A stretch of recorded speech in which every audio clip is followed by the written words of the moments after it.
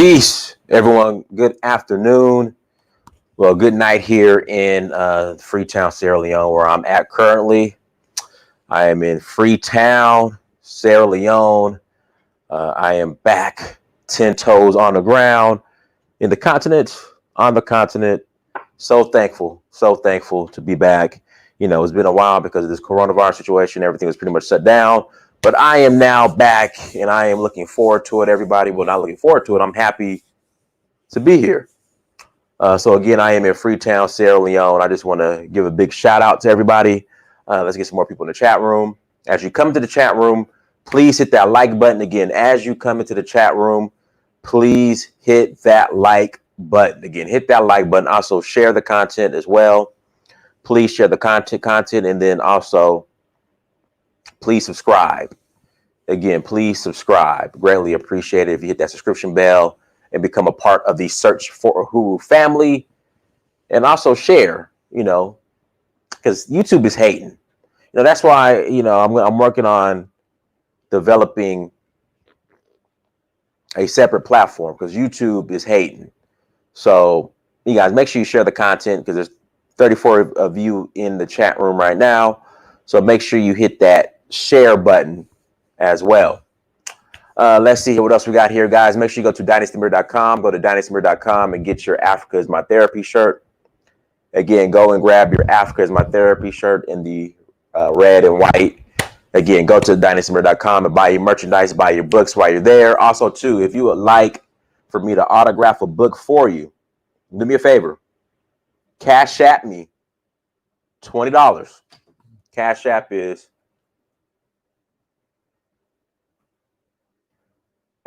Amir Dynast. That is the Cash App. Again, Cash App me $20. Then email me Uhuru at searchforuhuru.com. Uhuru at searchforuhuru.com. Again, Uhuru at searchforuhuru.com. Send me an email. Let me know which book you want and who to make it out to. So again, Cash App me $20, and then let me know which shirt you want and who to make it out to. Everybody. And what else do we have? What else? What's next on the to-do list? The checklist. Let's see here. dynastymirror.com. Like, share, subscribe. Patreon. Become a monthly Patreon, everybody. Patreon.com. Search for Uhuru. Again, patreon.com. Search for Uhuru. Become a monthly Patreon. Everybody, become a monthly Patreon. Patreon.com. Search for Uhuru. Everybody, contribute so we continue to build this platform and again expand the platform as well. There's a lot that we have coming down the pipeline. Once again, I am on the motherland, on the continent. I'm in Sierra Leone currently, and then I'm probably going to stop through Gambia, then to Senegal, then head on back to America, and then come back early January. Then we have the tour, April 21st to the 30th. April 21st to the 30th, we're going to Sierra Leone. Guys, if you want to join us, make sure you go to dynastymirror.com, send me a message so we get you guys connected and set up with the tour. If you guys want to roll, I know there's a lot of you that want to roll, come. And like I said, the COVID requirements isn't that bad. I know a lot of people are stressing out and complaining and upset and woe is me. Do I have to take coronavirus test, COVID test? Yeah. So basically what you have to do 3 days before you leave, at least no later than 3 days before you arrive to your destination, you have to have your results back. So you get your results, you upload them to a website. So with Sierra Leone, there's a travel website that you upload your results to. And then you have to pay for another coronavirus when you arrive in the country. And then if you're staying more than 5 days, you have to take another coronavirus test before you leave. And that's it, pretty much. So make sure you take your coronavirus tests, everybody. Don't allow that to stop you from traveling to the motherland. The vaccine is coming down the pipeline soon, which, it's probably going to be a necessary evil.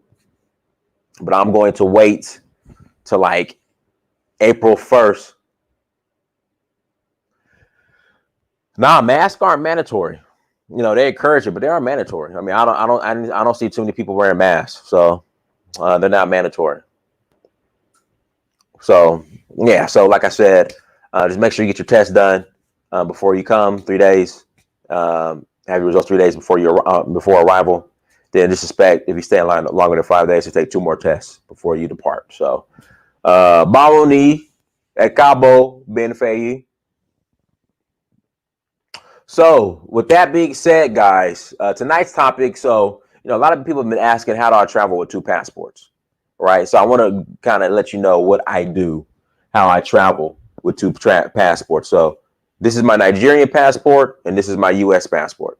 So, when leaving America, I take my U.S. passport and I put it in my bag. Okay. I leave it in my bag. All right. And I just use this because for the most part, I'm going to West Africa. My Nigerian passport is an ECOWAS passport. So that gives me visa-free access to like 13 countries in West Africa. And when I get to the airport here in America, since this is considered a government-issued ID, it's upside down. So this is considered a government-issued ID. I can use this, to check in, go through security, and all that good stuff. So, what a thing with basketball and rapper. I don't know what you're talking about. Yeah, so this is how so when I travel, when I leave America, my US passport, for the most part, I just put in my bag and just leave it. And this is the passport I keep out as far as traveling. All right, checking in or whatnot. Okay, like I said, this is an ECOWAS passport. I'm a West African cat, so I'm primarily traveling throughout West African countries. So ECOWAS, let's see here, what countries are in ECOWAS? I think Mauritania, then you have Mali, Burkina Faso, Niger, Senegal, Guinea-Bissau, Gambia, Sierra Leone, Liberia, Cote d'Ivoire, Ghana, Togo, Benin, Nigeria. What else? Guys, also too, somebody just asked about booking flights. Go to searchforuhuru.com, and then click on travel. In fact, let me pull that up real quick. Searchforuhuru.com. Again, searchforuhuru.com. Let me share the screen. Guys, go to searchforuhuru.com. Searchforuhuru.com. And you're going to click on travel. And then you're going to click on the icon, the thumbnail right here. And I'll take you to the travel site. And also, too, if you're interested in starting your own travel business, this is a Black-owned travel business. If you're interested in starting your own travel business, you could do that as well. So you could be your own travel agent, or you could be a travel agent. So hit me up. Let me know if you're interested in that. You guys go to dynastysport.com, send me a message. So so I use this. I went there and I couldn't book for Nigeria. We're working on that. In fact, Jay Palmer, I'm gonna have some other options up soon. So, again,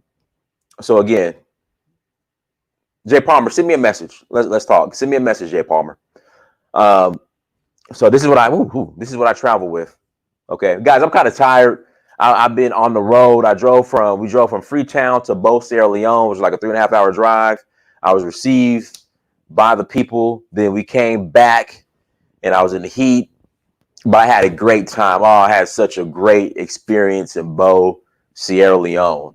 I had such a great experience in Bo, Sierra Leone today, you guys. It was such an awesome experience. Again, it was such an awesome experience. So again, I use this throughout West Africa. Then when I'm ready to head back to America, all right, when I show up to the airport, because they want proof. So basically, when I show up to the airport, to come back to America, I now pull out my U.S. passport, because they want proof that you can enter the U.S. So proof of that is my U.S. passport. All right, guys, hit that like button again. Please hit that like button. So I have my U.S. passport, right? That's proof that I can enter the country, the U.S. But the country that however you enter the country in Africa is how you have to exit. So I keep this out because they have to stamp this so I can leave the country. So when I come to West Africa, they stamp this so I can enter. They have to stamp this to leave, and I show them this that I'm able to exit the country as well. Well, enter America. So I'll pull out both. Okay. So that's how that works. Shout out to Rob Green. And guys, we're going to open up the chat lines here in a moment. Rob Green, brother, thank you so much for the super chat. You've been a great supporter, man. It means a lot, Rob Green. Again, Rob, thank you so much for the super chats, man. Thank you again for supporting. I'm humbled. Thank you for the super chat. West Africa is so large, it would take an equivalent amount of time to drive from Lagos, Nigeria to Freetown, Sierra Leone, as it would take Atlanta, Georgia to Phoenix, Arizona. You are correct. You're right. Yeah, you're right. West Africa is huge. West Africa is huge. So, and then like for me to fly, because I've took this flight before from Dakar, Senegal to Addis Ababa. From Dakar, Senegal to Addis Ababa, Ethiopia, and we usually have a short layover in Bamako, Mali. That flight is equivalent to pretty much flying from like Sacramento to New York. In fact, probably further than that. Yeah, exactly. Yeah, from probably like Sacramento, California to New York would be equivalent to flying from Dakar, Senegal to Addis Ababa. In fact, let me look this up real quick. In fact, let's look this up together, family. Let's look this up together real quick. Let's see here. Flight time, Dakar to Addis Ababa.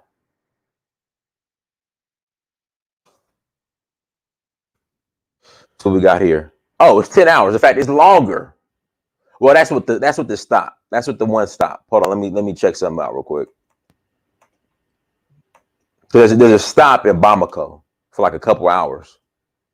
But I've done that flight several times. I just wonder how long the layover is. And here's actually a direct one.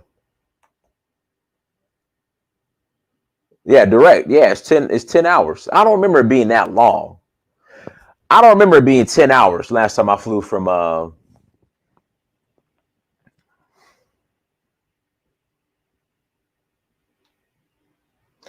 I applied for my passport. What American passport? You applied for your U.S. passport and you were denied.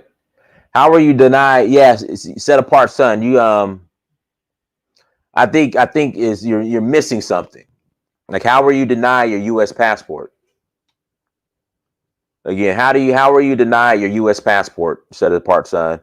There's more to it. So you gotta do me a favor, set apart, son. Send me message me. In fact, here in the chat room, because I'm interested to trying to figure out how you were denied your U.S. passport.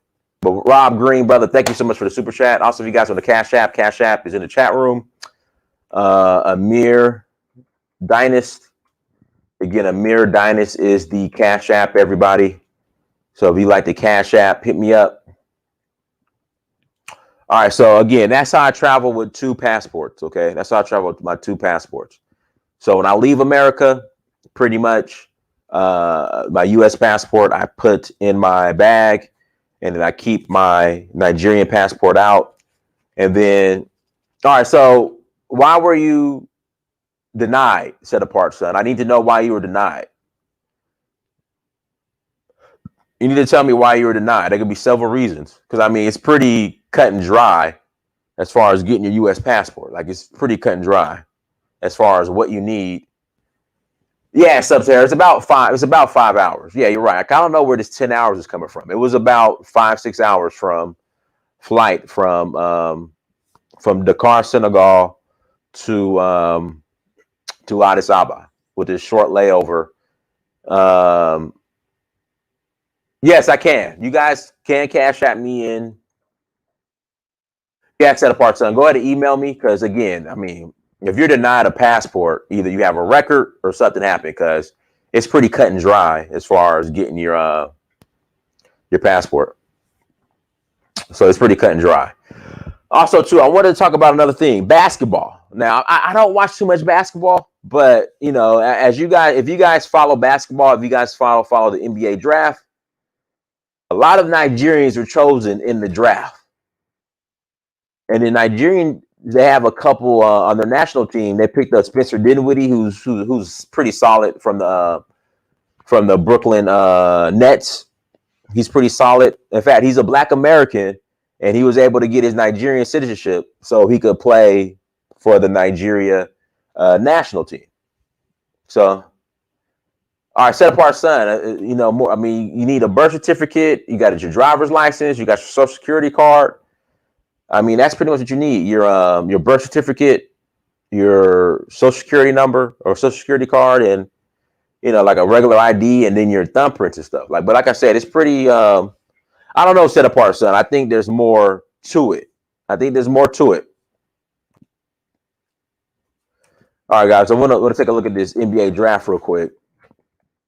So the Olympics are being played next year in Tokyo, right? There should be no reason what the Nigerian national team has that there should be no reason why they shouldn't finish. They shouldn't medal. So hold on. Let's look at these picks real quick.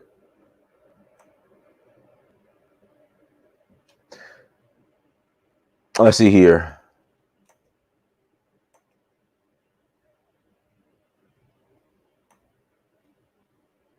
All right, there we go.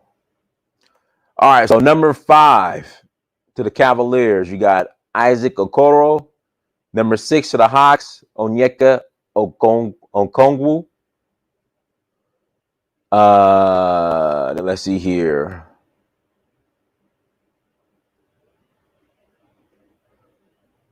Precious Achiuwa. Precious Achiuwa. Number 20 to the Heat. Then 22, you got Zeke Inaji to the Nuggets. And then 27, you got Udoka Azubuike at 27. And I think there's another one. Hold on. Did I skip one? So 1 Nigerian, 2 Nigerians, 3 Nigerians. I think I skipped one. 4 or 5. I think this is another one too. Hold on one second.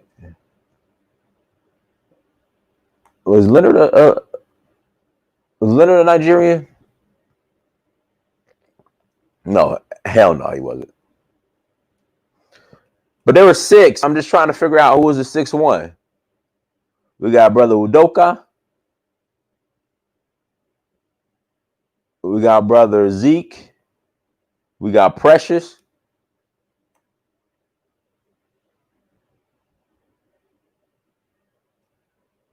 I think Denny might have.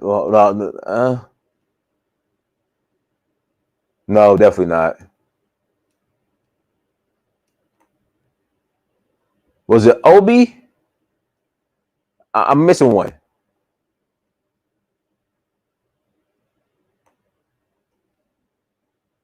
Number 8, Obi. Okay, Obi Topin. Okay.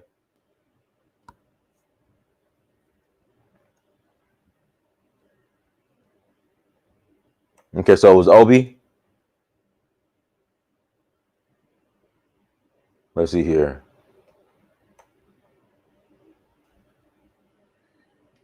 You sure it's Obi?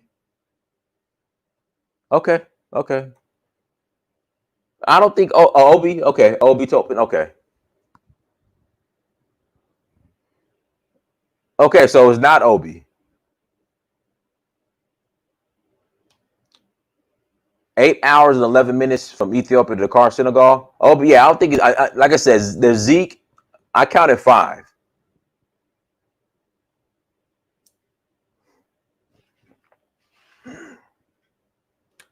We'll figure it out. All right, there were 6. Hold on, let me just Google Nigerians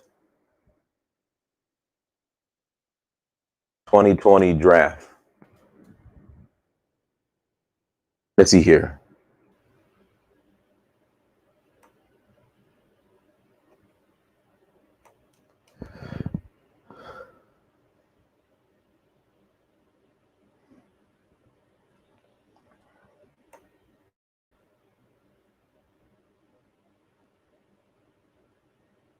Onyeka, Zeke, Precious, Udoka. Okay, there's Jordan. Jordan Nwora. Forgot him. Shout out to Set Apart Son for the super chat. Again, Set Apart Son. Thank you for the super chat, brother. Maybe we could figure out your situation as far as with your passport. Because well, Linda, several of them were born in Nigeria, then came to America. And what I'm saying is there should be no reason why Nigeria does not medal in this upcoming Olympics. Okay, there should be no reason why Nigeria doesn't medal in this upcoming Olympics. They got a squad. They won't beat America. And then you got the European teams who always put some people out there who always have a decent squad. But again, Nigeria should have a decent squad for these upcoming Olympics. And then rapping, let's get to music. It's kind of random, but let's get to music. It's dangerous being a rapper out here. So where I live in Atlanta, a rapper named King Von got shot and killed. Then another rapper in Dallas, Mo3, I think his name is, he got shot and killed. Then Lil Boosie got shot in the leg, and he's having some problems, complications right now. Again, he's having some complications right now, and he got shot in the leg. And then another rapper got shot. So I think being a rapper is a bad career decision. Then earlier this year, you had was it Pop Smoke? Is that his name? Benny the Butcher. Yeah. I can't even name a song by any of these rappers. I can't even name a song by Boosie. Well, what's the song about Boosie? I don't know. Yeah, so all these rappers are just dying, man. So it's like, and then Giannis, he's Nigerian. I forgot. He's no, this is my email, Set Apart Son, Uhuru at searchforuhuru.com. I think being a rapper is a bad career choice these days. Bad career choice being a rapper. So let's not be rappers, you guys. Let's do something else. Let's do something else. But guys, if you would like to call in, again, if you'd like to call in, send me an email, Uhuru at search. Oh, that's right. Boosie is Boosie. Well, I didn't know who sung "Wipe Me Down." Linda, I had no clue who sung that song. I didn't know Boosie sung "Wipe Me Down." Yeah, I'm a noob. We used to shoulder that song. I just didn't know. I had no song. I had no clue that he sung that song. Him and Webby. I had no clue.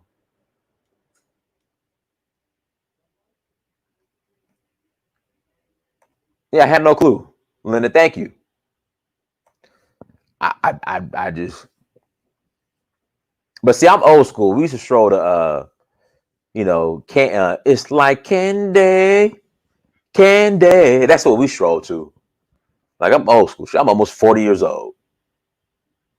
Man, I pledged in 2002. I've been in the bond 18 years. We stroll to Fresh and So Clean by Outkast, and It's Like Candy. Those are our two songs. And then Then they started doing Wipe Me Down. So yeah, Linda, I'm old. It's Like Candy and So Fresh and So Clean. Those were the Kappa stroll songs back when I was strolling. No, so we used to stroll to the Cameo version and to the 8-Ball and MJG version. Those are the versions that we used to stroll to. The 8-Ball and MJG version and the Cameo version. Those are the two versions of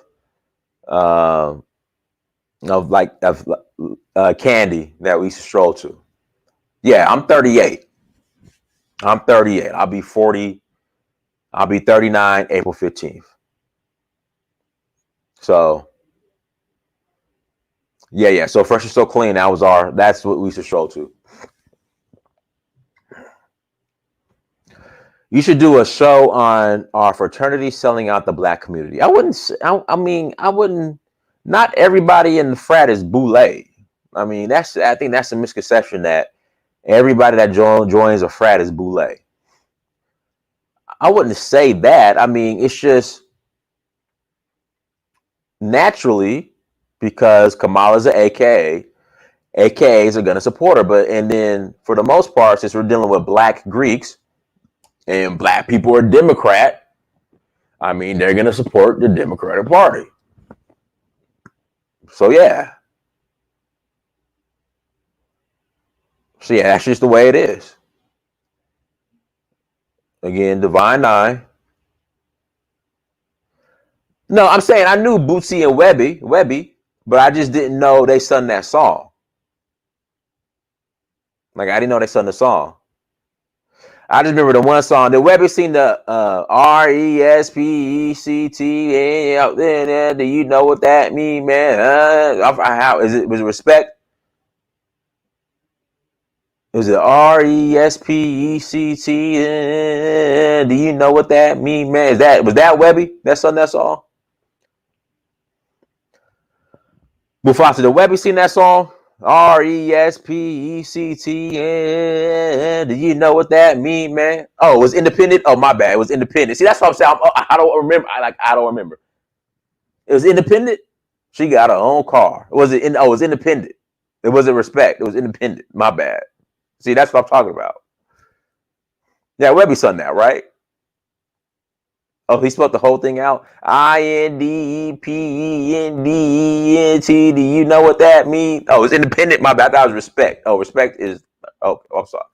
All right, let me stop. So I don't continue to embarrass myself. Let me stop.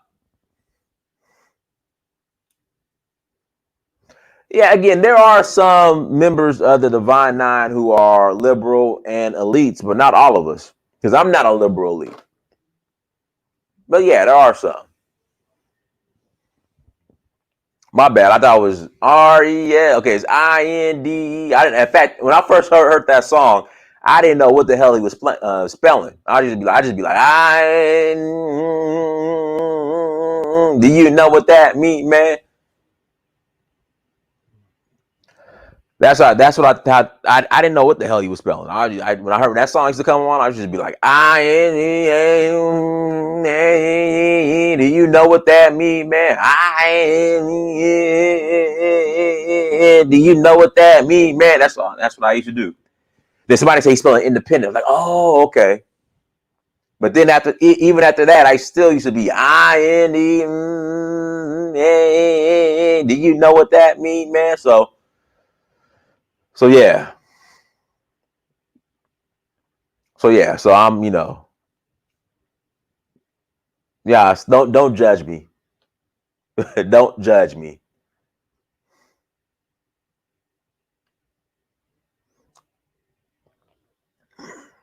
Yeah, so don't judge me. Don't judge me. Denise, don't judge me. Stop laughing at me.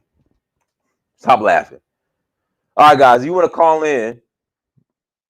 Uhuru at search for Uhuru is the link. Uhuru at search for Uhuru is the link. If you like to call in, how do I stay fit? Work out. Yeah, I eat. Yeah, like I've been eating. Like I had cassava today. I had jollof. Yeah, I eat, man. Like I eat. Y'all know I love to eat. Yeah, I don't eat fast food. You will not catch me in the McDonald's. You will not catch me in the Burger King, any of those places. You won't catch me in them. Well, I take that back. Y'all, does Chick-fil-A count as fast food? Does Chick-fil-A count as fast food? What? INDEBA. Do you know what that means, man? Guys, does Chick-fil-A count as fast food? Because me and my son, we go to Chick-fil-A at least once a week. I don't know. Chick-fil-A grew on me. Like, I used to not like Chick-fil-A.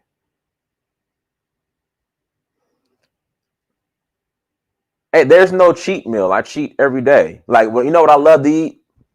I go to Kroger and I get a whole bag of raw cookie dough. I love raw cookie dough. Oatmeal raisin cookie dough. I love raw um, oatmeal raisin cookie dough. That's what I love. I love raw oatmeal raisin cookie dough. Shout out to Edward Anderson, everybody. I'm gonna start putting some of the content together tomorrow morning. I got a lot of content. You know, I'm gonna start off with the food stuff. So yeah, I'm gonna put some content in, put some content together probably in the morning.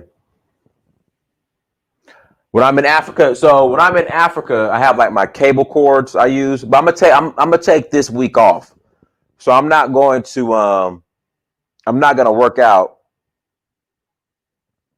I'm not gonna work out this week. I'm gonna take this week off. I'm gonna take a break. Then I got my cable cords. All right, my cable cords. I use that to lift with. So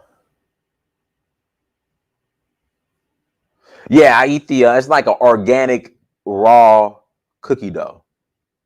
Now you're supposed to cook the cookies, but I just love to eat the dough. So I might eat a bag of those, you know, for like twice a week. I got issues, man. I got a sweet tooth. So I'll eat that. Then, you know, sometimes when the Krispy Kreme hot sign is on, I'll hit that up. And then there's a spot I go to. They stepped their game back up. I was having issues with them because they had kind of slacked off. But it's called Hebrew Bakes in the West End in Atlanta on Ralph David Abernathy on RDA. I go there, and they got and it's vegan. It's vegan, right? Mufasa is vegan. It's a vegan spot. So for you, they got these vegan banana pudding cupcakes. I get those. Those slap. I get the vegan carrot cake cupcakes. Those super slap. And then I get the lemon blueberry cupcakes. Those super slap as well. And they used to do every day. They used to do 6 for $6. Oh, and Cold Stone ice cream. Shout out to Fabio and everybody. When I'm in Nigeria, I get Cold. You know, all the Cold Stones pretty much in America, they closed down. See, it's weird. So before Cold Stone was hot from like 2000 to like 2013, 2014, because yogurt started to replace ice cream because yogurt was seen as a healthier option. But now, even out here in Atlanta, well, I'm not in Atlanta, I'm in Freetown, but in Atlanta, even a lot of the yogurt spots are starting to close down now too. Yeah, I used to slap JT the Bigger Figure back when I was in Sacramento. He's in Burkina Faso. So when I'm in Nigeria, you know, they got the Cold Stone connected to Domino's Pizza. So I'll go get me a cookie dough ice cream and a waffle bowl. It's not that expensive in Nigeria. It's expensive as hell in America. But like I said, they a lot of them closed down. So I'll go get a large like cookie dough ice cream with the in a waffle bowl, I'll get that and I'll smash that when I'm in Nigeria. So yeah. Yeah, my tattoos do have meaning. Guys, go ahead and call in. If you want to call in, email is uhuru@searchforuhuru.com, uhuru@searchforuhuru.com. Go ahead and call in and ask Mr. Dynas anything you want to. It is an open forum.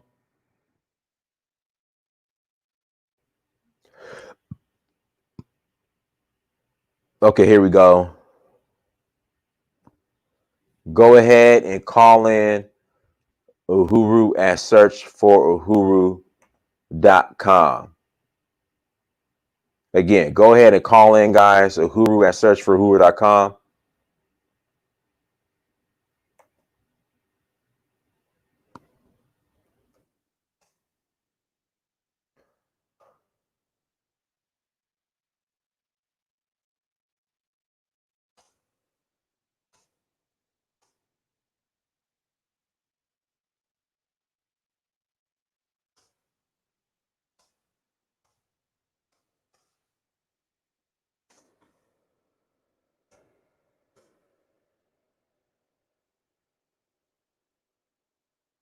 Again, well, guys, I want to make this interactive, man. We do call-ins, okay? This is a live show.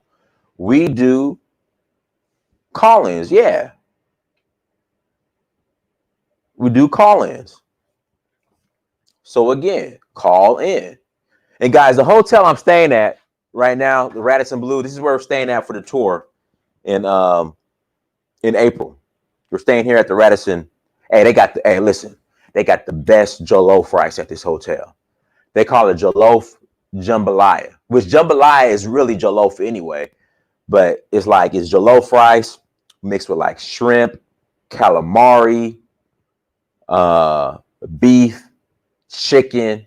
It's like a super surf and turf. It's like a super surf and turf. Susan, you need to, in fact, everybody, happy birthday to Susan. We're going to sing happy birthday to Susan. You know, I've been a trifling little brother and I have not sung happy birthday to Susan. So we're going to sing happy birthday right now while we're live in real time to Susan. 1, 2, 3. Happy birthday to you. Happy birthday to you.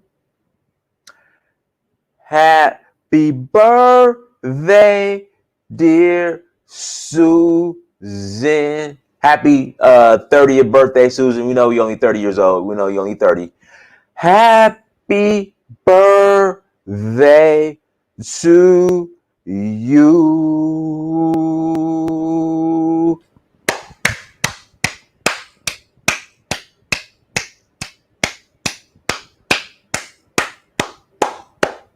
Happy birthday, Susan. Happy birthday. And Susan, you coming with us in April, Susan. Stop fighting it, Susan. In fact, Susan, this is where we're staying, Susan. Radisson Blu. They got the best jollof rice. In fact, guys, on me one night when you come to the tour in April, I got your jollof rice on me for dinner. We're gonna have dinner here, and we're gonna have jollof rice on me here at the hotel. They got the best jollof rice here.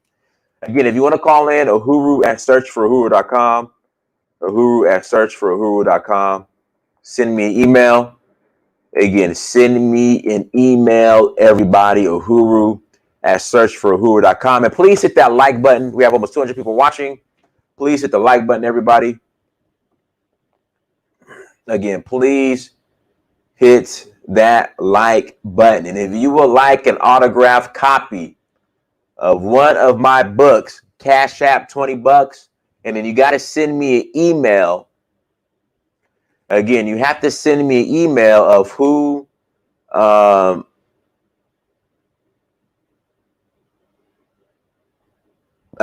you want me to make it out to, and which book you want. and I need your address. So I need all your information because some of you guys have cashed at me $20, but I don't know where to send the book, and I don't want y'all to be like, man, Dinah's stealing our money. I just don't know what you want. I don't know where to send the books. So you guys have to let me know, email me what you want so I can send you your product. Do I think COVID vaccines will become mandatory in Africa? Yep. Like yellow fever. Yep. Like yellow fever. It's coming down the pipeline.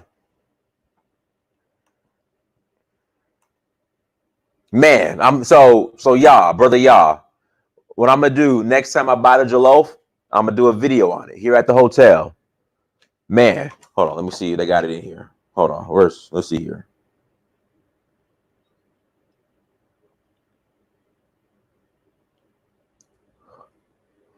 Like I said, I'm gonna whatchamacallit.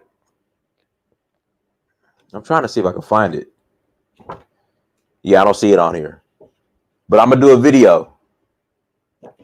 And then also too, guys, breakfast is included, and they got a great breakfast buffet. Well, all you can eat breakfast, pretty much, the omelets, pancakes, you know. So again, we're gonna have a great time.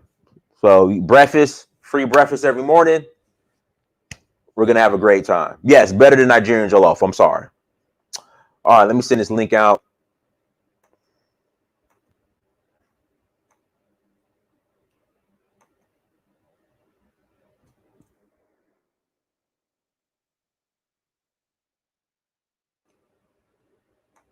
Oh, also too, guys, wish me good luck. I take my real estate exam December 4th. So December 4th, I sit down for my real estate exam. Oh, Susan, you're so welcome, Susan. Thank you. Thank you. I should be sending you $10, Susan, but thank you. Thank you, Susan. Thank you for the super chat. I should be sending you $10 for your birthday. No, so Sharon, what I do is because obviously if you order directly from Amazon, I can't see. Amazon does all the distribution of my books and printing. So basically, if you want a book, an autographed copy, let me know, and then I order the book to me, sign it, and then I'll mail it to you. It's something I just started offering recently because people have been asking.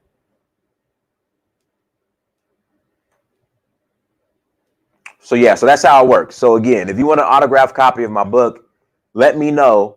Cash at me $20, and then I'll order the book, sign it, autograph, make it out to whoever, and then I'll mail it to you. So the $20 includes shipping and everything.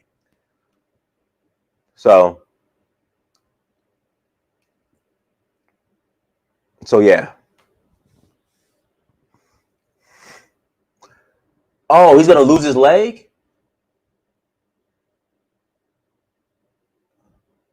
Oh man. Oh golly. I hope brother Bootsy doesn't lose his leg.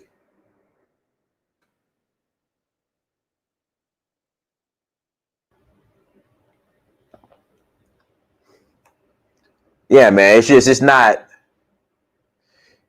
being a rapper these days isn't. No, it says Bootsy is not getting his foot amputated. It's not gonna happen. Yeah, man. It's just. Yeah, man. It's not worth, like, being a rapper these days is a terrible uh, career decision. And the thing is, like, the powers that be that actually control the industry, who don't look like us, by the way, they feed this negativity for ratings.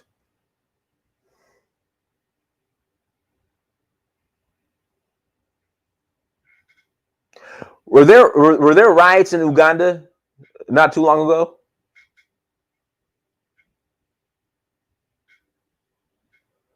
Mike, you say you hope Black Lives Matter protest for him. It won't happen. They only protest if now if it was a white cop, they'll protest. But when we kill each other or shoot each other, there's no protest. That's how Black Lives Matters work. All work. So all right. So I sent the link out. We are waiting for you to call in.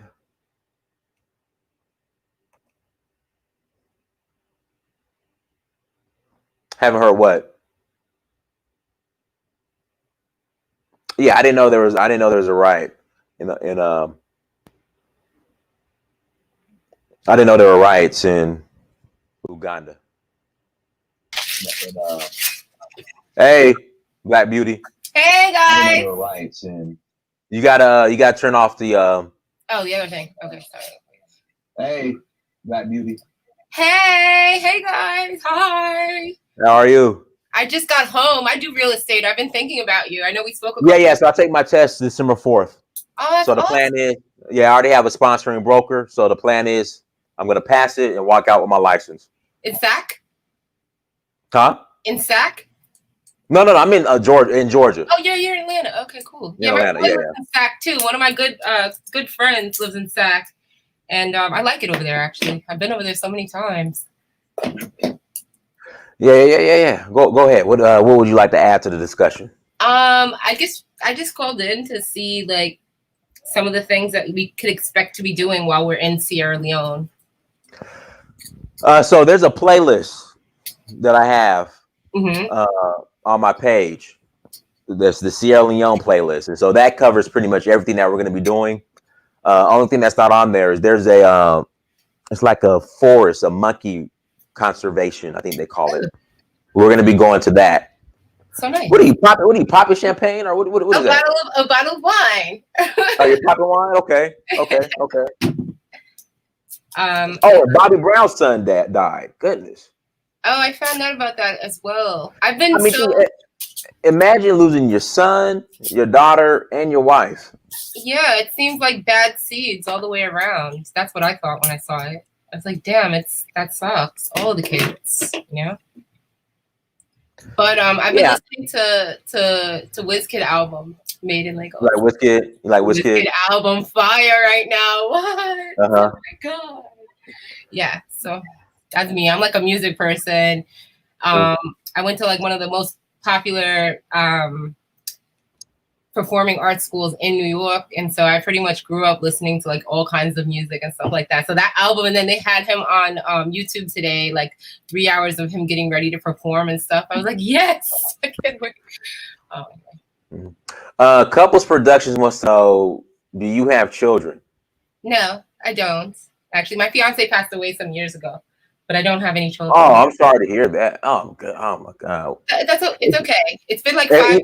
I look much younger than I am, so it's been like 5 years. How old are you? I'm being nosy now. How old are you? I'm 34 years old. Okay, that's young. Mm-hmm. Okay, what I'm being super nosy now. What did he pass away of? Like what happened? He had like something happened where his heart erupted that day. He was with me. We were together. I loved him though, you know. It's been a long while. It's been some time. So I'm excited. And you know what's really exciting right now? One of my friends that I went to college with, I went to Hunter with, he Jamaican, he's like a money manager. He asked me to come live with him in Mexico for the next 4 months because New York is dangerous. So I'm going to Mexico for 4 months. So what are you gonna do about real estate then? Well, my stuff is going into contract before I leave. Okay. So, like, I'm sending one house into contract and I'm gonna let my boy handle the rest. So what are they saying about New York? New York's going back on lockdown, or like what's going on? New York. So last week they gave us a 10 o'clock curfew, and De Blasio today, fucking De Blasio, he was talking about, De Blasio is like he's 3 blocks away from where my man grew up. So it's so crazy because like my fiance that passed, he's kind of like he was Italian from that area. So he's kind of like De Blasio. When I look at De Blasio, I kind of think about him sometimes. Right. Like that might be what he would have looked like if he got old. But De Blasio he fucked the city up. Really?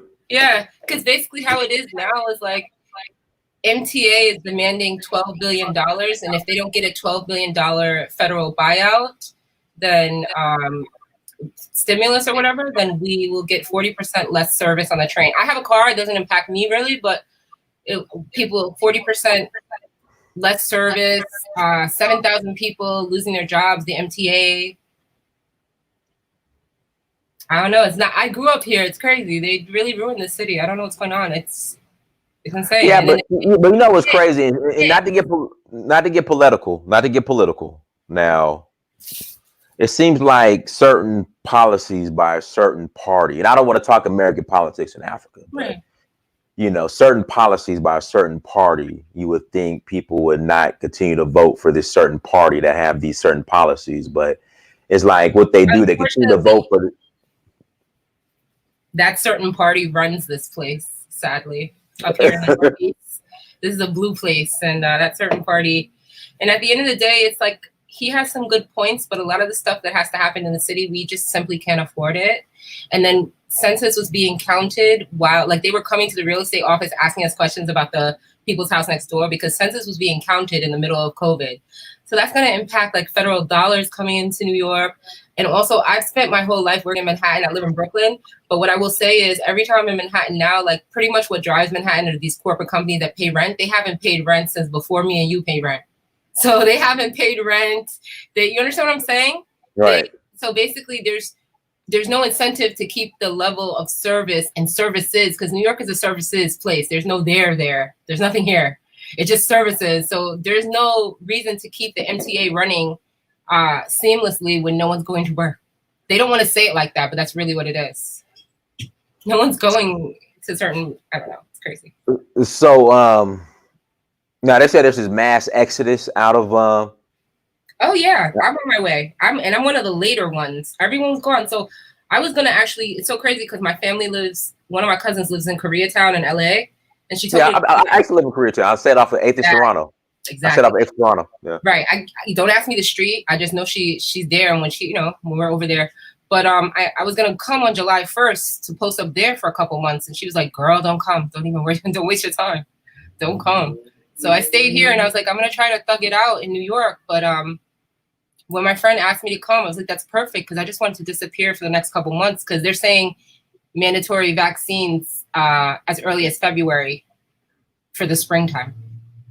So I'm in New York, yeah, or all over in New York City. They're trying to get us even earlier than that. Like if they could give it to us before Thanksgiving next week, they would. But I won't be around when they start doling that out. I'm gonna be in Mexico. Wow. Guys, hit that like button. Now the real estate, is the real estate still going? I know rents are going down, but is real estate like going up as far as if you want to own? Real estate, yeah. Actually, so what I will say is that the buyers have the power right now because they pretty much, if you have good credit, you can get a good interest rate, and the interest rates are very, very low. And so you could lock that in. And if you have, that good credit that will allow you, and that income that will allow you to get that mortgage, once you get into the mortgage, you pretty much can play because there's nothing but houses on the market right now. The listings are easy right now. Oh, wow. Except anything that's over like $1.5 million. Like I have a house that's for $2 million. It's really not making much movement. But the house I have for $700,000, it's 2 floors, 2 bedrooms, 1 bathroom, over a 2-bedroom, 1 bathroom in Country Club. It's like a really nice area in the Bronx by the water. That gets a lot more action than a $2 million property right now. Because New York used to be the place where people would actually come in for anything above $1 million. They like to spend money around here, but now those people are gone. So it's just the normal person going from an apartment to a small house, going from a condo to a small house. People are downsizing now. Mm-hmm. Like they're leaving their multiple $1 million house and going into another neighborhood. A lot of people from Brooklyn are going to Queens, save some money, cash out on their old properties and get something new. So that's what's happening right now. So are you saying people are selling and then relocating? Yeah, even within the boroughs. Like there's a hierarchy of boroughs. So like Manhattan was traditionally the most expensive borough, but Brooklyn is really the most expensive residential borough. A lot of people that live in Brooklyn that own properties, let's say, like especially a lot of our people, West Indians, and that have been living here for years, that their parents, they want to sell their house, and a lot of them, because their family don't live with them anymore, it's like, hey, my kid is living here and there, and I just have this brownstone. What's the point? And I don't want to manage no tenants. So they're selling their brownstones, or they're selling their big multiple family houses and getting co-ops and condos and things like that in places like Rego Park and in places like the Bronx. So they're going into other areas less expensive where they can get more for their money and cash out also. And Do people really live in co-ops. I don't see why would you buy a co-op? That doesn't make sense. I just I don't. So this area where I have some not all co-ops are the same, but there's this one area. So there's two areas.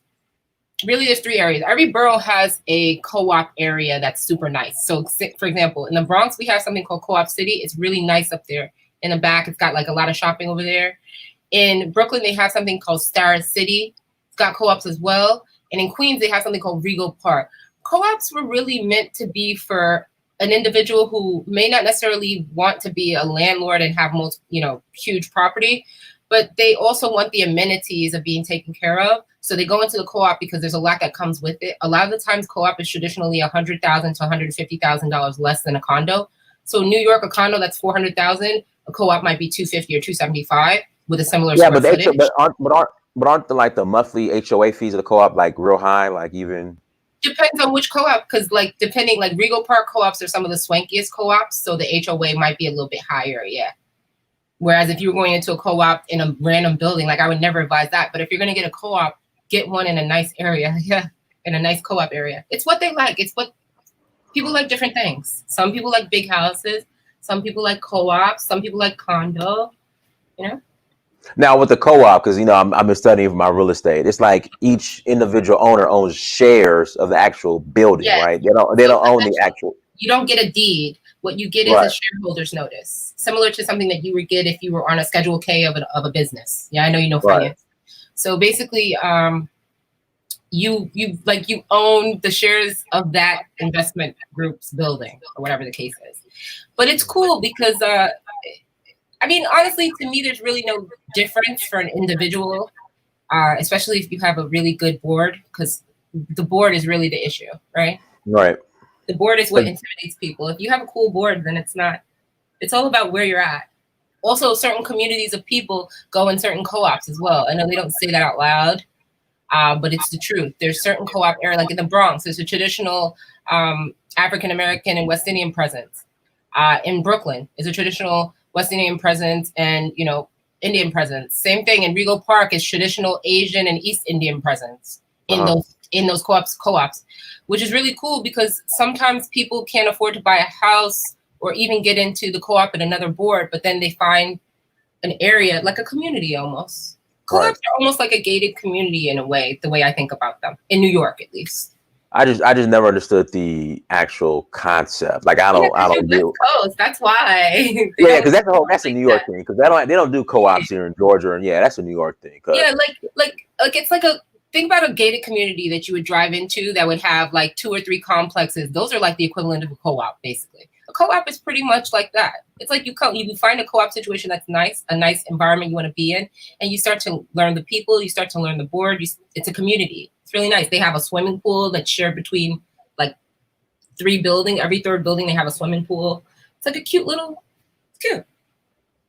I don't deter anybody from buying what they want, All right, guys, hit that like button. And if you want to call in, email us uhuru@searchforuhuru.com. Uhuru@searchforuhuru.com is the email.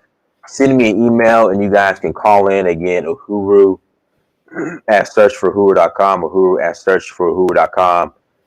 Send me an email, and you could call in. So you're currently in Brooklyn. You start in Brooklyn. Yes, sir. That's time. I actually, Conley, Georgia has co-ops, really. In Conley, Georgia? Has co-ops out of all places. Co-ops are nice for older people as well, too, because sometimes you need people to check on you. So I don't mind that. Okay. Like, let's say, like the board, a lot of co-ops in Brooklyn have a lot of people that are over certain ages, and it's nice because the board ends up being like family. They check in on you, make sure you're okay, and that's nice as well too. I think condo is the hottest selling thing in Brooklyn. Condo and single family. Yeah. Because buying a single family residence in Brooklyn, like a resident, yes, good luck. Exactly. So in Brooklyn, hold on, what's the name of this bed and breakfast I had in Brooklyn? Hold on one second. Black owned.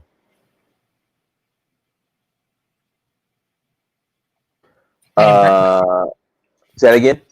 Where's the bed and breakfast? Where is it? It's called Aquaba Mansion in Oh, shit. Brooklyn. I stayed there. I stayed there one time. Where's that at? It's in Brooklyn off of McDonough Street. Oh, that's down the block. Yeah, it's real nice. Like I said, I stayed there. Send me the link to it, 'cause I would love to know about that as a real estate agent. That's down the block from my house. It's just that, I wouldn't know that because I live here. Yeah, hold on. I'm gonna send you the link to it. That's really cool to like send my friends when they come. Yeah. So I stayed there. It was like a night or two. I stayed there. It was cool. It was cool. What was it like? Was it in a brownstone or? No, it wasn't a brownstone. It was across the street from brownstones. It was just this old, big, like Victorian house. Okay, I'm gonna go check it Yeah, out. yeah. It's real nice. It's real nice. It's called Aquaba Mansion. Like I said, it's real nice. You should consider investing in areas of Brooklyn that are still distressed. It'd be great for you. There's still distressed areas in Brooklyn Well, certainly. that are affordable. I mean, so affordable. You can't ask a person like me. Okay. Yeah. Okay. So if I wanted like a 3-story brownstone, are those still around in Brooklyn? Yes. And what's your idea of affordable for those? In Brooklyn, probably like what, 900,000? No, I mean that's not affordable for me, but that would be, I guess, considered affordable. 900,000 for a 3-story brownstone is what we call a steal now. That's what I'm saying. So there's a guy up the block. He's a Tuskegee Airman. He's actually my friend's grandfather, and he's gonna list his property, and it's basically built like a brownstone, but it's semi-detached, and it's appraising for 2.7. It's on my block. And then also there's another brownstone I was gonna list on Dean and Kingston, but his friend listed it, which is fine. And they listed it for 1.4, 1.5, which is still, I don't know, that's kind of like regular. It's regular. But who's gonna buy a $2.7 million house in Brooklyn in this day and age? I'll give you a better example. I'll flip it to my fiance's family because they lived in Park Slope since the 1800s, when they were out there. And basically, they lived on 6th Avenue in Carroll in the same house that his Poppy's grandmother came from Italy. She bought the house for $20,000, for example. Mm-hmm. The house, when my guy passed 5 years ago, the house was appraising for $4.7 million. Right. And this is a rinky-dink old brownstone that you walk up, like it's not nicer than what I live in. And so it's really, in New York, property is not necessarily the way it's priced in other places by square footage. Square footage is important, but it's really also determined by the area, who's living in the area, what kind of income's coming into the area, what kind of amenities are in the area. So little areas can be more expensive than the other, even if they're right next to each other. So for example, I live in Bed-Stuy. Certain pockets of Bed-Stuy are more expensive than others. Also, Bed-Stuy is more expensive than Brownsville, but it's not more expensive than Clinton Hill, and they're all next to each other. So it's all about who's in the area. It's all about the property value in the area as a collective. It's really not even about the property itself. Property itself is one piece, but that's one small piece. So let me ask you this. How much would taxes be, like your yearly taxes on like a $2.7 million brownstone in New York City? Well, I think in New York, when you're talking about taxes and brownstones, most of the people that I know that own these big brownstones, if they haven't owned them forever, they own them through their corporations. Okay. So that also puts you in a place where you can offset a lot of your gains. So there's property taxes it's not that bad. Property tax in Brooklyn is not that bad. I think my friend's mom says that they pay, and they have a 3-story, they pay about $1,200 for the year or something like that. That's not bad. I mean, that's nothing. But also they don't have, I think their tax rate might be, I don't know. Tax rate is assessed. They have the assessment rate, right? So tax rate is also assessed by your block and lot number. So maybe they're on a block that's cheaper in terms of tax rate. Also, maybe they had the tax rate assessed 20 years ago and it was never changed. So, So if you're buying something brand new, but it's also not as expensive as other, like California has all the there's taxes over there. You guys pay taxes. It's not like you got, You're talking to Well, another. my property, the Yeah. property I own is in Atlanta. You know, Yeah. so But yeah, Atlanta so still has Atlanta. I heard doesn't have anything affordable either now. Like people are telling me it's not affordable. it's gone up. Yeah, I think everything's going up all over America. Let me ask you, think it's going to crash anytime soon, or In New York. just in general? Well, I'll tell you what. In New York, for the first time in 10 years, the average rent price has gone below $3,000, which is unheard of. Mm-hmm. So, also, the prices of houses, they haven't really come down because demand's still high because there's a lot of great buyers out here. So the prices of houses really haven't come down. So I would say no, honestly. I don't think that anything's going to crash. This is not what's going on in the world right now is not a housing crisis. That was when I was a little baby tyke. When I got my first real estate license, I was working as an asset manager and I was losing my job because of obviously the credit crisis. I was like a year and a half into it. And I ended up getting my real estate license in 2009. Or 2000, yes, in April of 2009, I got my real estate license. And what I will say is from then to now, nothing has changed except the buyer, who it is. The houses are the same. The prices are pretty much going up at a steady rate. And it doesn't matter. If you could afford it, you could afford it. That's how New York is the kind of town where if you can't afford it, you can't. They don't care. They don't want to hear it. Right. All the people, all the real New Yorkers that were like, I'm not going to pay that price even if I could afford it, they live in Jersey now. Mm-hmm. Like my broker lives in Jersey. He just had his house built for so cheap compared to like what somebody would buy a house on my own block. Less than half of what someone would pay on this Green Avenue that I live on, where he bought his and he built it. Crazy. Like somebody in the chat room says, no, not a housing crisis. In fact, real estate has gone up since COVID-19. Yeah, it's gone up. Because the demand is very high because the buyer has the power. So if a buyer has over 620, so the FHA went from 520 to 620. So you have to have at least a 620 in credit to have the FHA now. If you have over 620, you pretty much are good to go, which is not many people. So you'd be surprised. Like a lot of people are in distressed places with their credit. So if your credit is above 620 and you're buying your first house, you pretty much can shop. It's like a free-for-all. But that's making a lot of sellers anxious because like even my seller, one of the things with him is he wants to sell now. And yes, I'm bringing people, but unfortunately people have to want to buy your house now. And which is true. They will. It's only been 2 weeks. He wants to sell now. They will buy. His house is beautiful. Yeah. My bad, guys. I know we were talking about Africa and all types of stuff, but we just start talking about real estate. I'm sorry. What about but one of the things I wanted to do, and I know you always speak to Brandon, and I'm very interested in Kenya and seeing like what are some of the things that people do real estate wise in East Africa? What are some of the things they do over there? Also, where you're at as well, like what are some of the things that they do real estate wise? Because I'm always interested about like how I could translate my skill set when I go somewhere. Yeah, so that's what and that's the primary reason. And that's the primary reason why I'm getting my real estate license. Of course, I want to do real estate in America, but I primarily want the skills and the and just to learn how just the language, the lingo and whatnot, so I could take that and adapt and use it in Africa. Right, but do you think that people would be in terms of like real estate? It's. I think that when I think about Africa real estate, I don't know much about it. I've never been to Africa, and I'm excited to go with you guys for the first time. So, when I think about Africa real estate or real estate that's not highly regulated, rather real estate outside of the states that's not highly regulated, I imagine it would be like how real estate was 20 years ago in New York when you didn't need a license. Like there was a time in New York that you didn't need a license either. When? Like when my mother was coming up. Times like that where you could pretty much sell your friend's house or you could sell anyone's house on behalf of anyone as long as there was an implied agreement from, the 70s.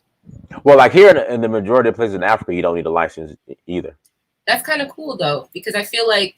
Well, I think there's certain education and training you need. So, like, I'm getting my real estate license for the training and just the educational piece that I can apply here in Africa. But of course, I'm selling America because I'm having a license. So yeah, I agree with you. But then I feel like who sets it up? As long as whoever sets it up has a good idea of how to set it up. Because I don't think it would work the same way. Like I don't see us going in there demanding certain levels of fee structure or a certain level of. I mean, you can actually somewhat demand like what you want your commission rate to be or your fees. You can do that. Okay. But I just think the thing is, like I said, there's no.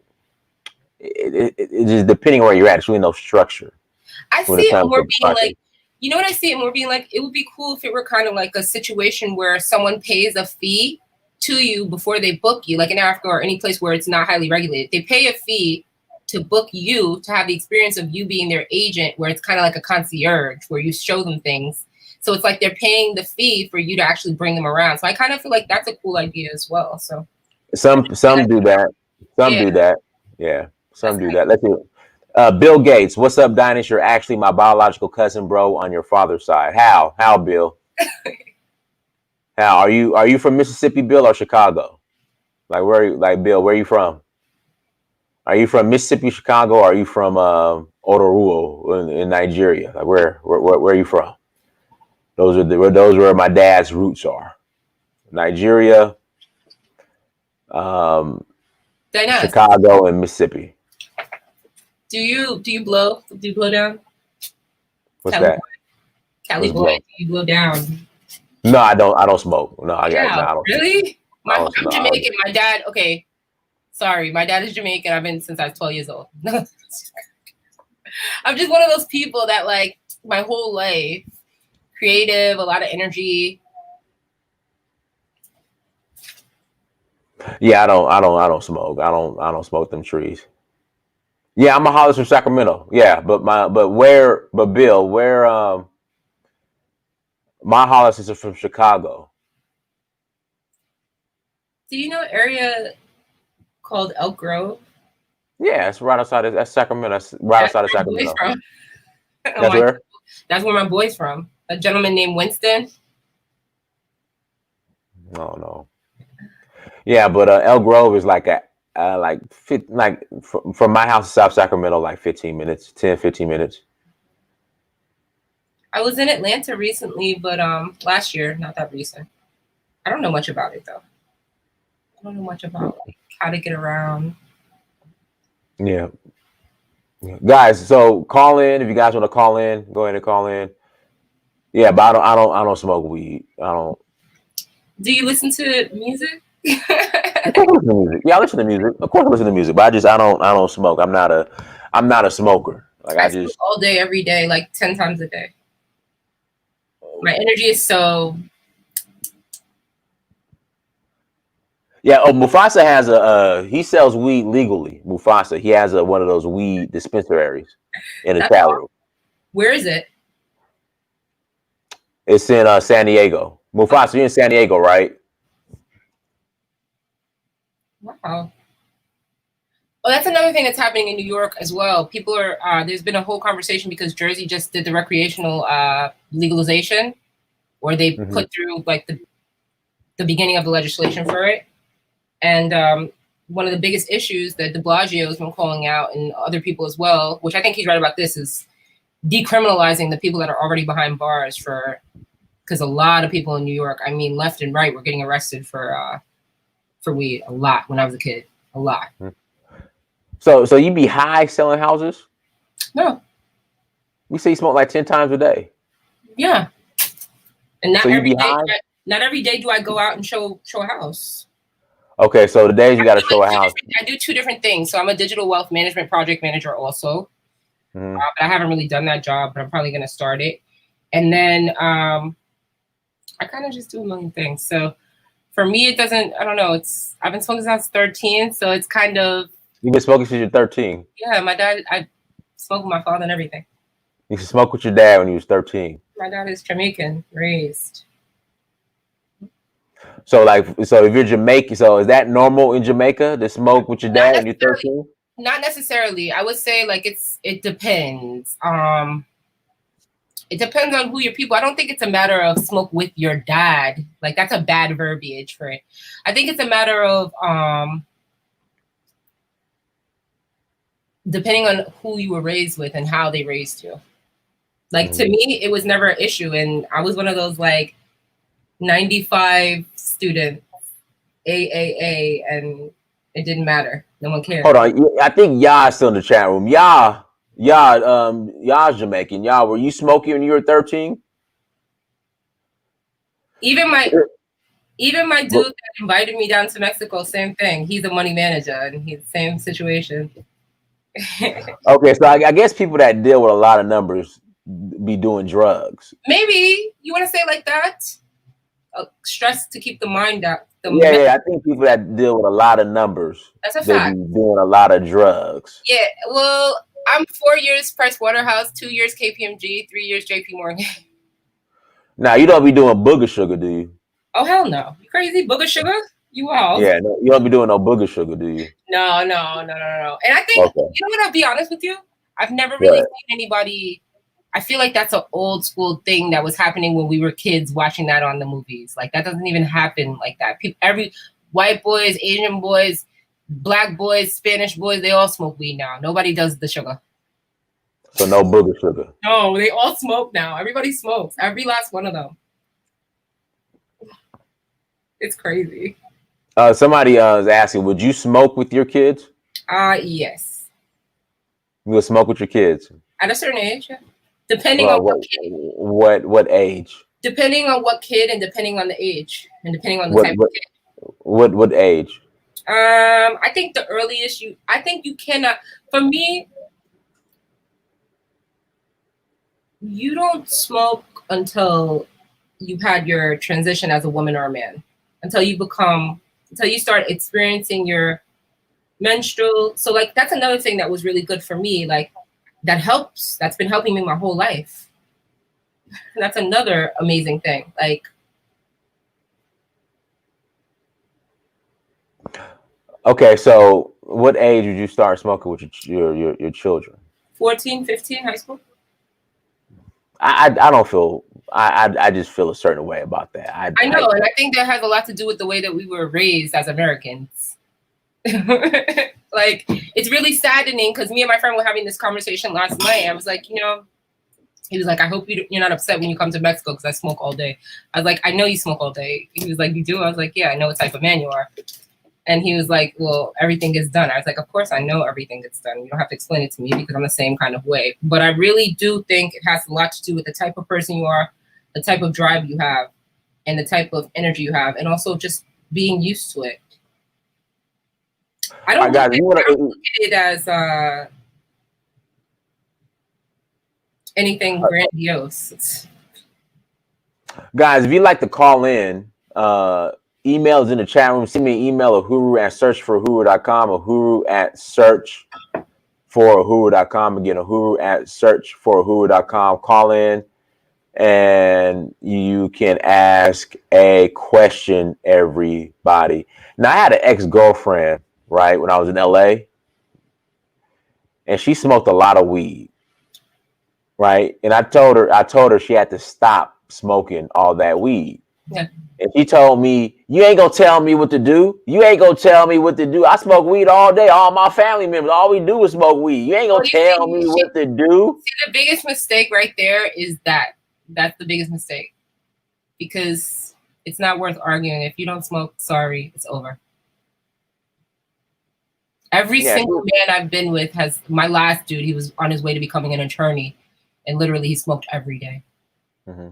So to me, I come from a set of people who are like high energy, high level thinkers, and so weed is, to be honest, if they didn't smoke, they'd be bouncing off the wall.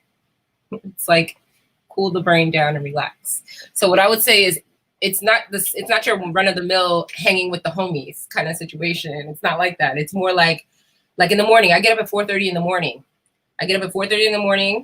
I throw my chai tea on the oven, make my chai tea, roll my blunt, check my emails for 3 hours, go work out, come back home, do whatever, take an appointment out, come back home, eat. So it's like, it depends. It's all about your schedule and what kind of life you live. Yeah, but she was like, you ain't gonna tell me what to do. I smoke weed all day. Me and my family members, all we do is smoke. You ain't gonna tell me what to do. I would say that's not the case with my family. Like, not every single person smokes. Just a couple of us do. You don't have to. It's not like you have to because we all do. No, some of us do. And some of us don't. And when other people do, it doesn't work for them the same way it does. Like, I have cousins that could smoke and they couldn't get a damn thing done. That's No, not okay, me. but Susan, I understand it's just a plant, Susan, but she was smoking like I said she had to calm down. Like I'm like, okay, you gotta calm down. You She ain't has gonna to tell find me what to somebody. do. You She ain't has gonna to tell find me what somebody to who. do. She Okay, has to all find we do is somebody. smoke weed. Oh my god, damn. She has to find somebody who smells like her. Yeah. That's the So, case. like, tell us about. So, did you grow up in Jamaica? No, I grew up in New York. Okay, so tell us about your childhood. Like, tell us about your childhood a little bit. Like, how was your I'm not childhood? gonna. I don't want to get into the details of my childhood because we're on this YouTube platform. I'm a kind of important person in New York, and I don't want to get into all the details. But what I will say about my childhood is this: it was a lot of fun. It was a lot of fun. What you do? Like, what you tell me? What did you do? I have a. For me, I grew up kind of free. Like my mom was not really, and my dad was not really, because I was kind of smart, so they let me do what I want. I've been living on my own in Brooklyn since I was 17 years old. Like they didn't care. So, like, were you like sneaking boys in the house, like when you was a No, young I didn't girl? have to sneak boys in the house because I was pretty. So my boys had their own house. Okay, so you would go to their house, like so So when for you were example, I young. had this one boyfriend I had when I was like 16. He was Nicaraguan, and he used to come and pick me up and take me to school every day. He would pick me up from my mom's house, and he would drive me all the way to Manhattan to LaGuardia every single day. And how old were you? And he was 16, 16, and you were 15. How old was he? like 18 or 19 years old. Ain't that illegal? In whose country? So were you messing around with older dudes while you were in high school? Like, were you messing Okay, around like with? we have to get away from certain things. So for example, as a 16-year-old young woman, I'm 1 year away from the age of consent, and I'm pretty much 5 seconds away from moving out of my mother's house. I'm an independent woman.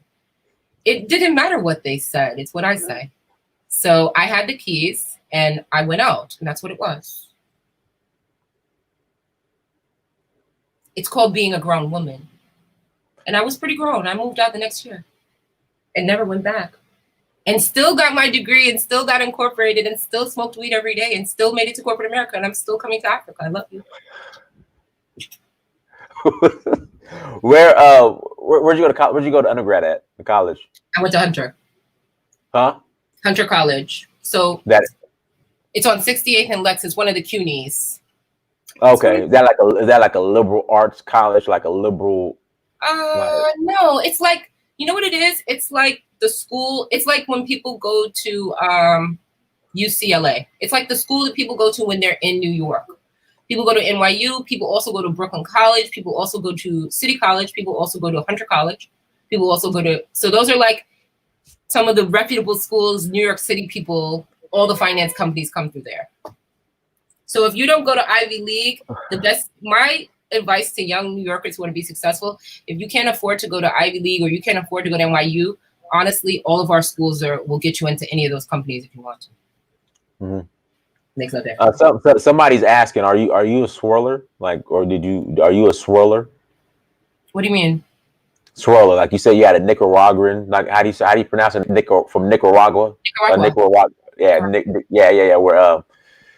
Yeah, ain't that where what was the dictator's name? Noriega.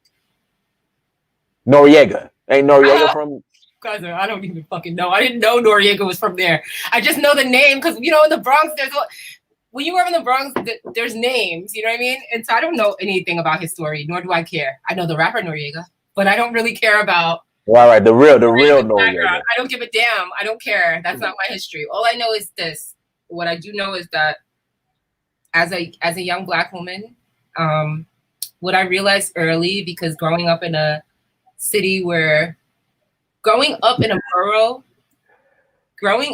borough where I was one of the few Black girls in the borough, because I lived in like a Spanish and white area uptown. What I realized in that growing up, when I came to Brooklyn, I used to be so mad that I lived in the Bronx, because I was like, damn, all my West Indian people live in Brooklyn. Why do my family live up here? Like, it makes no sense. Why are we up here? Like, it makes no sense. And then when I got to Brooklyn, I was like, oh, I get it now. I'm glad I grew up in the Bronx, because what I realized was one thing. When I came into Brooklyn, women that looked like me, they were really down on themselves. Mm-hmm. And when I came, all my friends, one of my friends said to me like 3 years ago, and I found it to be so oddly offensive but hilarious. He said, "Yo, you have the confidence of a light-skinned woman." I said, "Sweetheart, what do you mean?" Confidence of a light skin. Yes. And this is coming from a Brooklyn black man. Do you understand what I'm saying? Because in Brooklyn, what is this? In Brooklyn, everyone is black. They're all brown. And so in the Bronx, I'm one of the only brown. So I didn't grow up thinking I wasn't pretty. I didn't grow up thinking I was unattractive, but I did grow up with colorism and shit like that when I came and interacted with other black people. But when you grow up in the Bronx and you grow up in other places that are heavily black, you grow up realizing like it's not like what you think. I'm not going to be down on myself because of women that are swirling around talking about, hey, I can't find anybody. What I believe myself is that if you're beautiful, you choose the best who chooses you. I always believe that. So for me, I look around and I say, who's around and who's the best of what's around? So I've dated all kinds of men. I've dated every type of man. Have you been married before? No. No. Just my guy, and he's gone.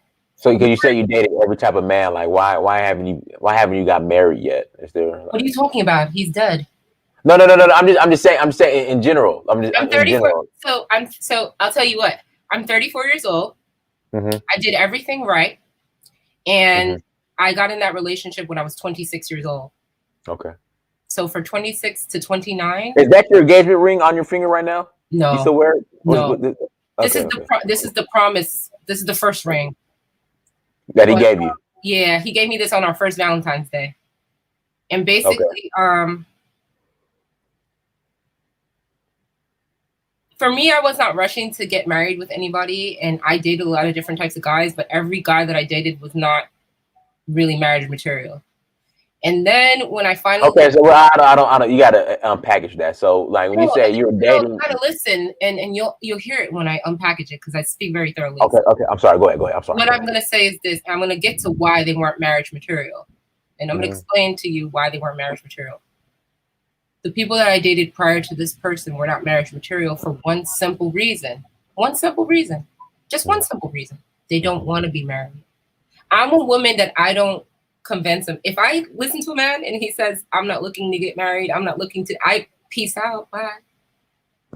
I don't waste time. So like if I get with a guy and I start dating him and he says, hey, like for example, I was talking to my dude that's in Mexico that I'm supposed to be spending 4 months with. Okay, who is this guy? Like, who is this guy? He wants to hang, but my thing is like this. I'm sorry, but that's just not what I'm doing for you. Cannot. So basically, how it is for me is I like to date whoever is the best around or whoever is interested in me that I like. So if the person expresses interest and I like them as well, then I will give it a shot. If not, then I'm not really combing looking for men. I don't think that there's a lack of great men. There's like 5 great men in my phone right now of all colors. But you're going to Mexico? Yes. Okay, so the guy in Mexico, like he's not marriage material, but you're going to Mexico. He is marriage material. Okay. He is.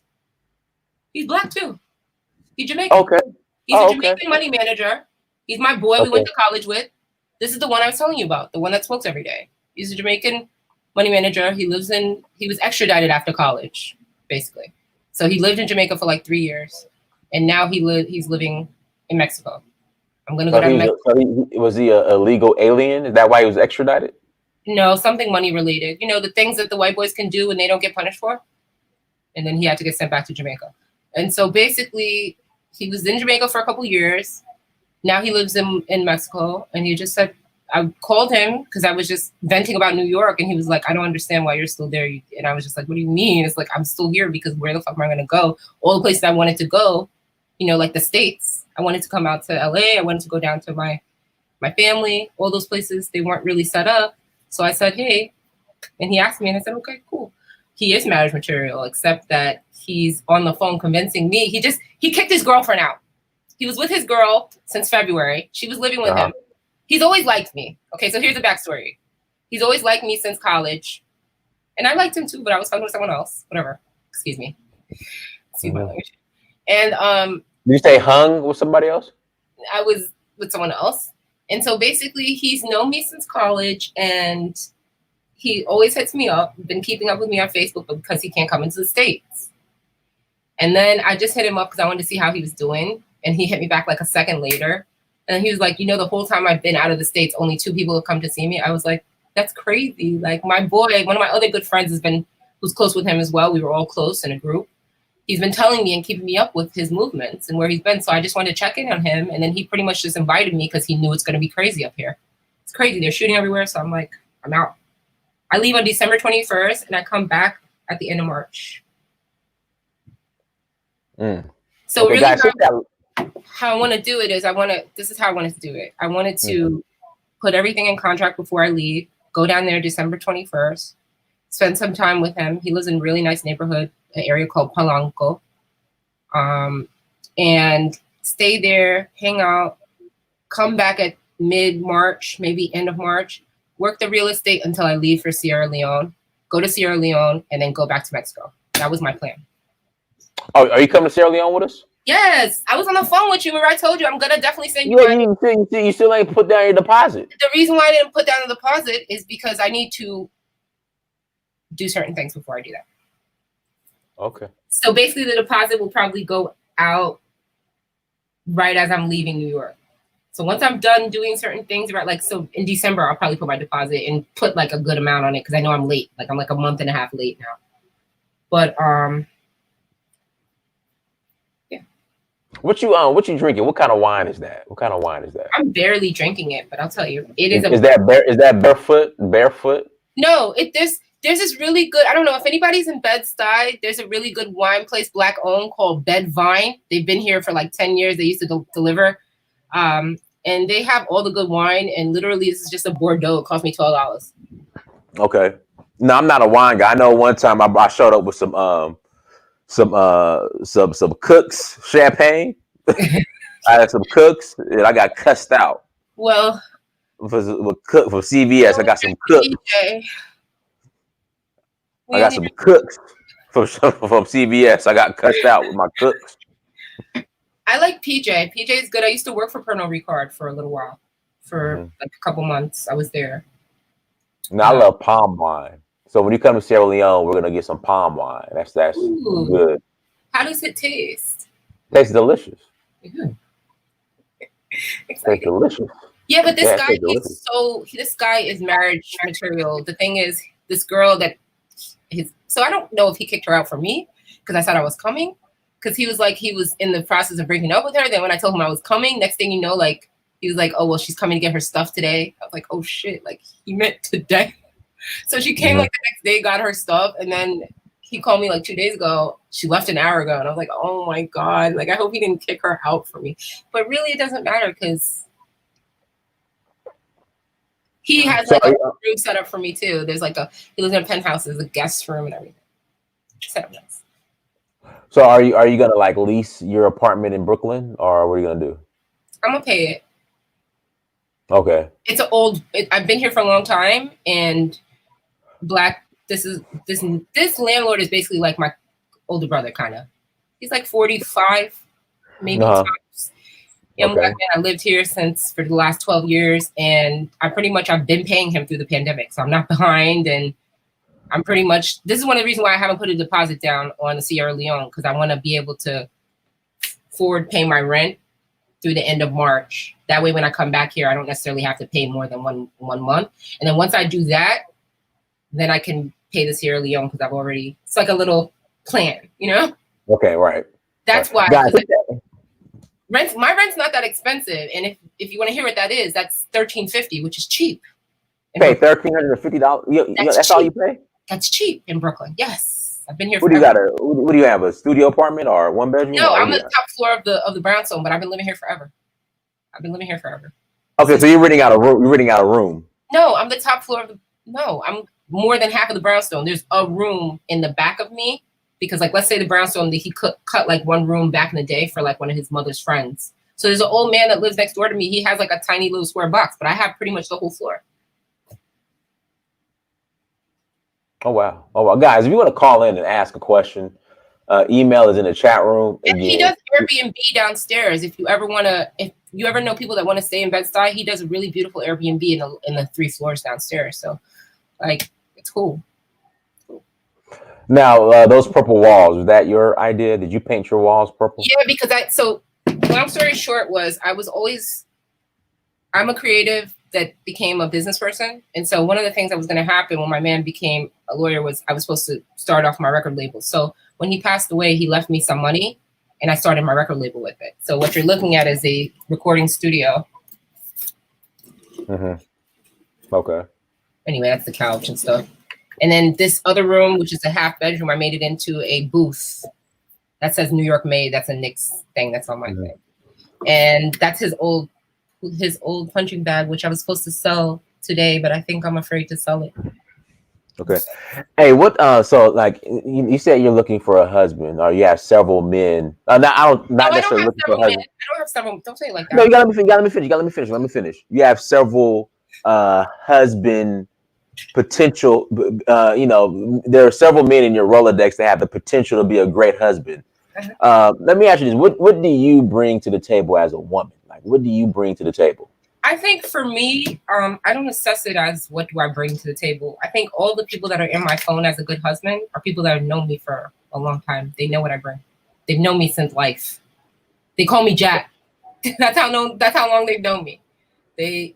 So what I'm saying is that I'm not assessing random people. These are people that have known me since life. I don't know how to explain that. I don't get on apps. I kind of have a nice network of people, so I go in my network of people. Okay. Did you understand my question? Like, what do you bring? What do you offer? Like, what do you bring to the table? I understood your question, and I purposely avoided it because I thought it was kind of childish. How is it childish? I'm just asking a question. You know why? Because the reason why I asked why it was childish is because it's kind of like the girls wear pink and the boys wear blue. It's like that. It's like we bring what I believe makes a good relationship, and what has been good for me in my past relationships is to be like a puzzle piece type of situation, where it's like I bring these things and he brings these things. So it's depending on who I'm with, I'm bringing out different things. I have a lot of things to offer, but not everything comes out with everybody. So, for example, this gentleman that's in Mexico, I'm gonna get a chance for the first time in a long while, since with my fiance, to play a damsel in distress, which is something I have not gotten a chance to do in a while. I'm excited. So it's, for me, what do I bring to the table for him? So apparently we were on the phone yesterday and I said, you want me to cook you some ackee and sawfish? And then he said, oh, you want me to cook you some ackee and sawfish? And he was like, Jackie, you know the last girl I was with didn't cook at all. So apparently I bring that to the table as it pertains to him. So it's all about finding out what he's looking for and bringing that to the table. So we were having a little quick conversation in an exchange about ackee and sawfish. And then it came out that girl didn't cook. And so obviously I do. So now I come like, I don't have like a set box of tools. I think that there's like a box of tools and you pull them out as you need them. One tool this man is cooking, and I have that tool. He just told me. Hey, can I show people your Instagram page? Is that okay? Can people see you? Yeah, sure. Okay, hold on. Everybody, I'm gonna show you guys Miss Jack's baby Instagram page. Hold on. Yeah, I just want people to see you. Right? People need to see you. Hold on, guys, hit that like button again. If you want to call in, by all means, email is in the chat room. Uhuru@searchforuhuru.com. Uhuru@searchforuhuru.com. If you guys would like to call in, everybody, this is Miss Jackie. Everybody, hold on one second. Let me hold on. I'm about to pull it up now. I'm gonna pull it out. I didn't put that much makeup on. I just have a little bit of eye. Oh yeah, this is Mrs. Here she go. Hold on one second. Let me just shit! God, I didn't know you were gonna be like that. That sign album is so fire, guys. Sorry. Here we go. Hold on. Here you guys. Here you guys go. Here we go. that's my birthday. That's when I turned 34. That was like 3 weeks ago. That's my birthday. There you go. Oh, let's find another one. That's me at the Regal Park in the when I'm standing up in the hallway. Hold on. Here we go. Here you go, guys. That you? Yes, everything is me. Okay. That's not you. No, that's Mara Brock-Akil. You know who she is.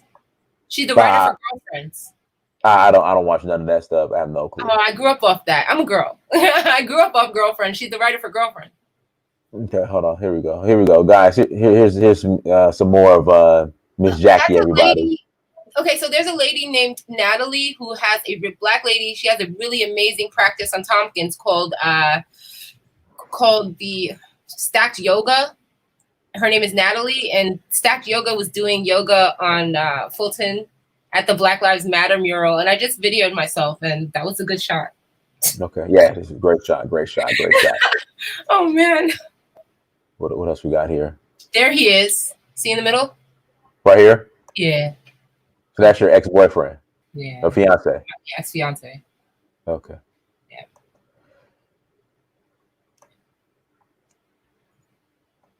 All right, here we go, guys. You like that picture? That's me chilling. Mm-hmm. That's like after, workout, getting a coffee. Oh, thank you. Miss Lauryn Hill, which I actually have a picture with Miss Lauryn Hill all the way down. Okay, can you tell me what you think about the face in this picture? Because someone told me something, and now I think. What do they tell you? They said that picture looks like, so one of the brokers got this picture by accident because I sent it out to a few people, and then it got to him, and he really likes me, this Persian broker at the office. And then one day he mentioned this picture, and I was like, why are you talking about this picture? It's not that deep. And then somebody else mentioned that I had the face on. I don't know. Okay. All right, let's see. The face. That's my high school picture. Okay, here you go. We see you. Carnival. All right. Carnival. Okay. Rest in peace to Big Dave.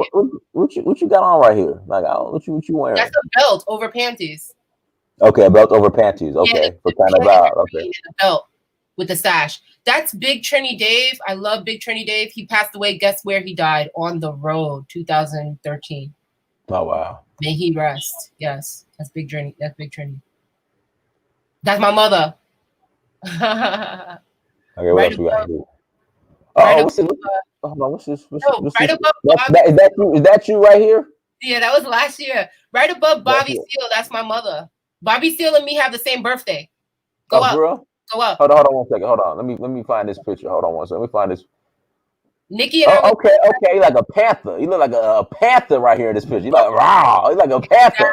Exactly. On the yellow cow, like a panther right here. On the yellow cow, raw. Panther. Okay. Yeah, man. We're gonna have fun. Everybody should be listening to Wizkid album. Oh my god, that album's so fire. Wizkid album's so fire. I'm telling you. He's a fire. Yes, the whole album. You guys need to. Wait, what are they saying? I can't see anything. Oh wait. I see. All right, y'all. We about to. I'll take one more caller, and then we're gonna close out. You're gonna close out, but because I'm a Black woman and we came first, right? That I could have. You know what I've thought about? Is this wrong? Go ahead. I've thought about. Is this wrong from your perspective? There are a lot of men that love me, and so I thought that it would be nice if I could have his Jamaican baby, then I could have his Persian baby, then I could have his Filipino baby. I'm a Black woman. I could have any baby, and they will be Black. I'm a queen. What I'm saying is that I don't have to commit my womb to one man. I could have a couple of babies with one gentleman and have a nice relationship for 10 years or 4 or 5 years. And then I can move on and have baby with someone else. I don't have to be stuck. I'm changing my whole thinking. I don't have to be stuck with whoever I choose. Why is that?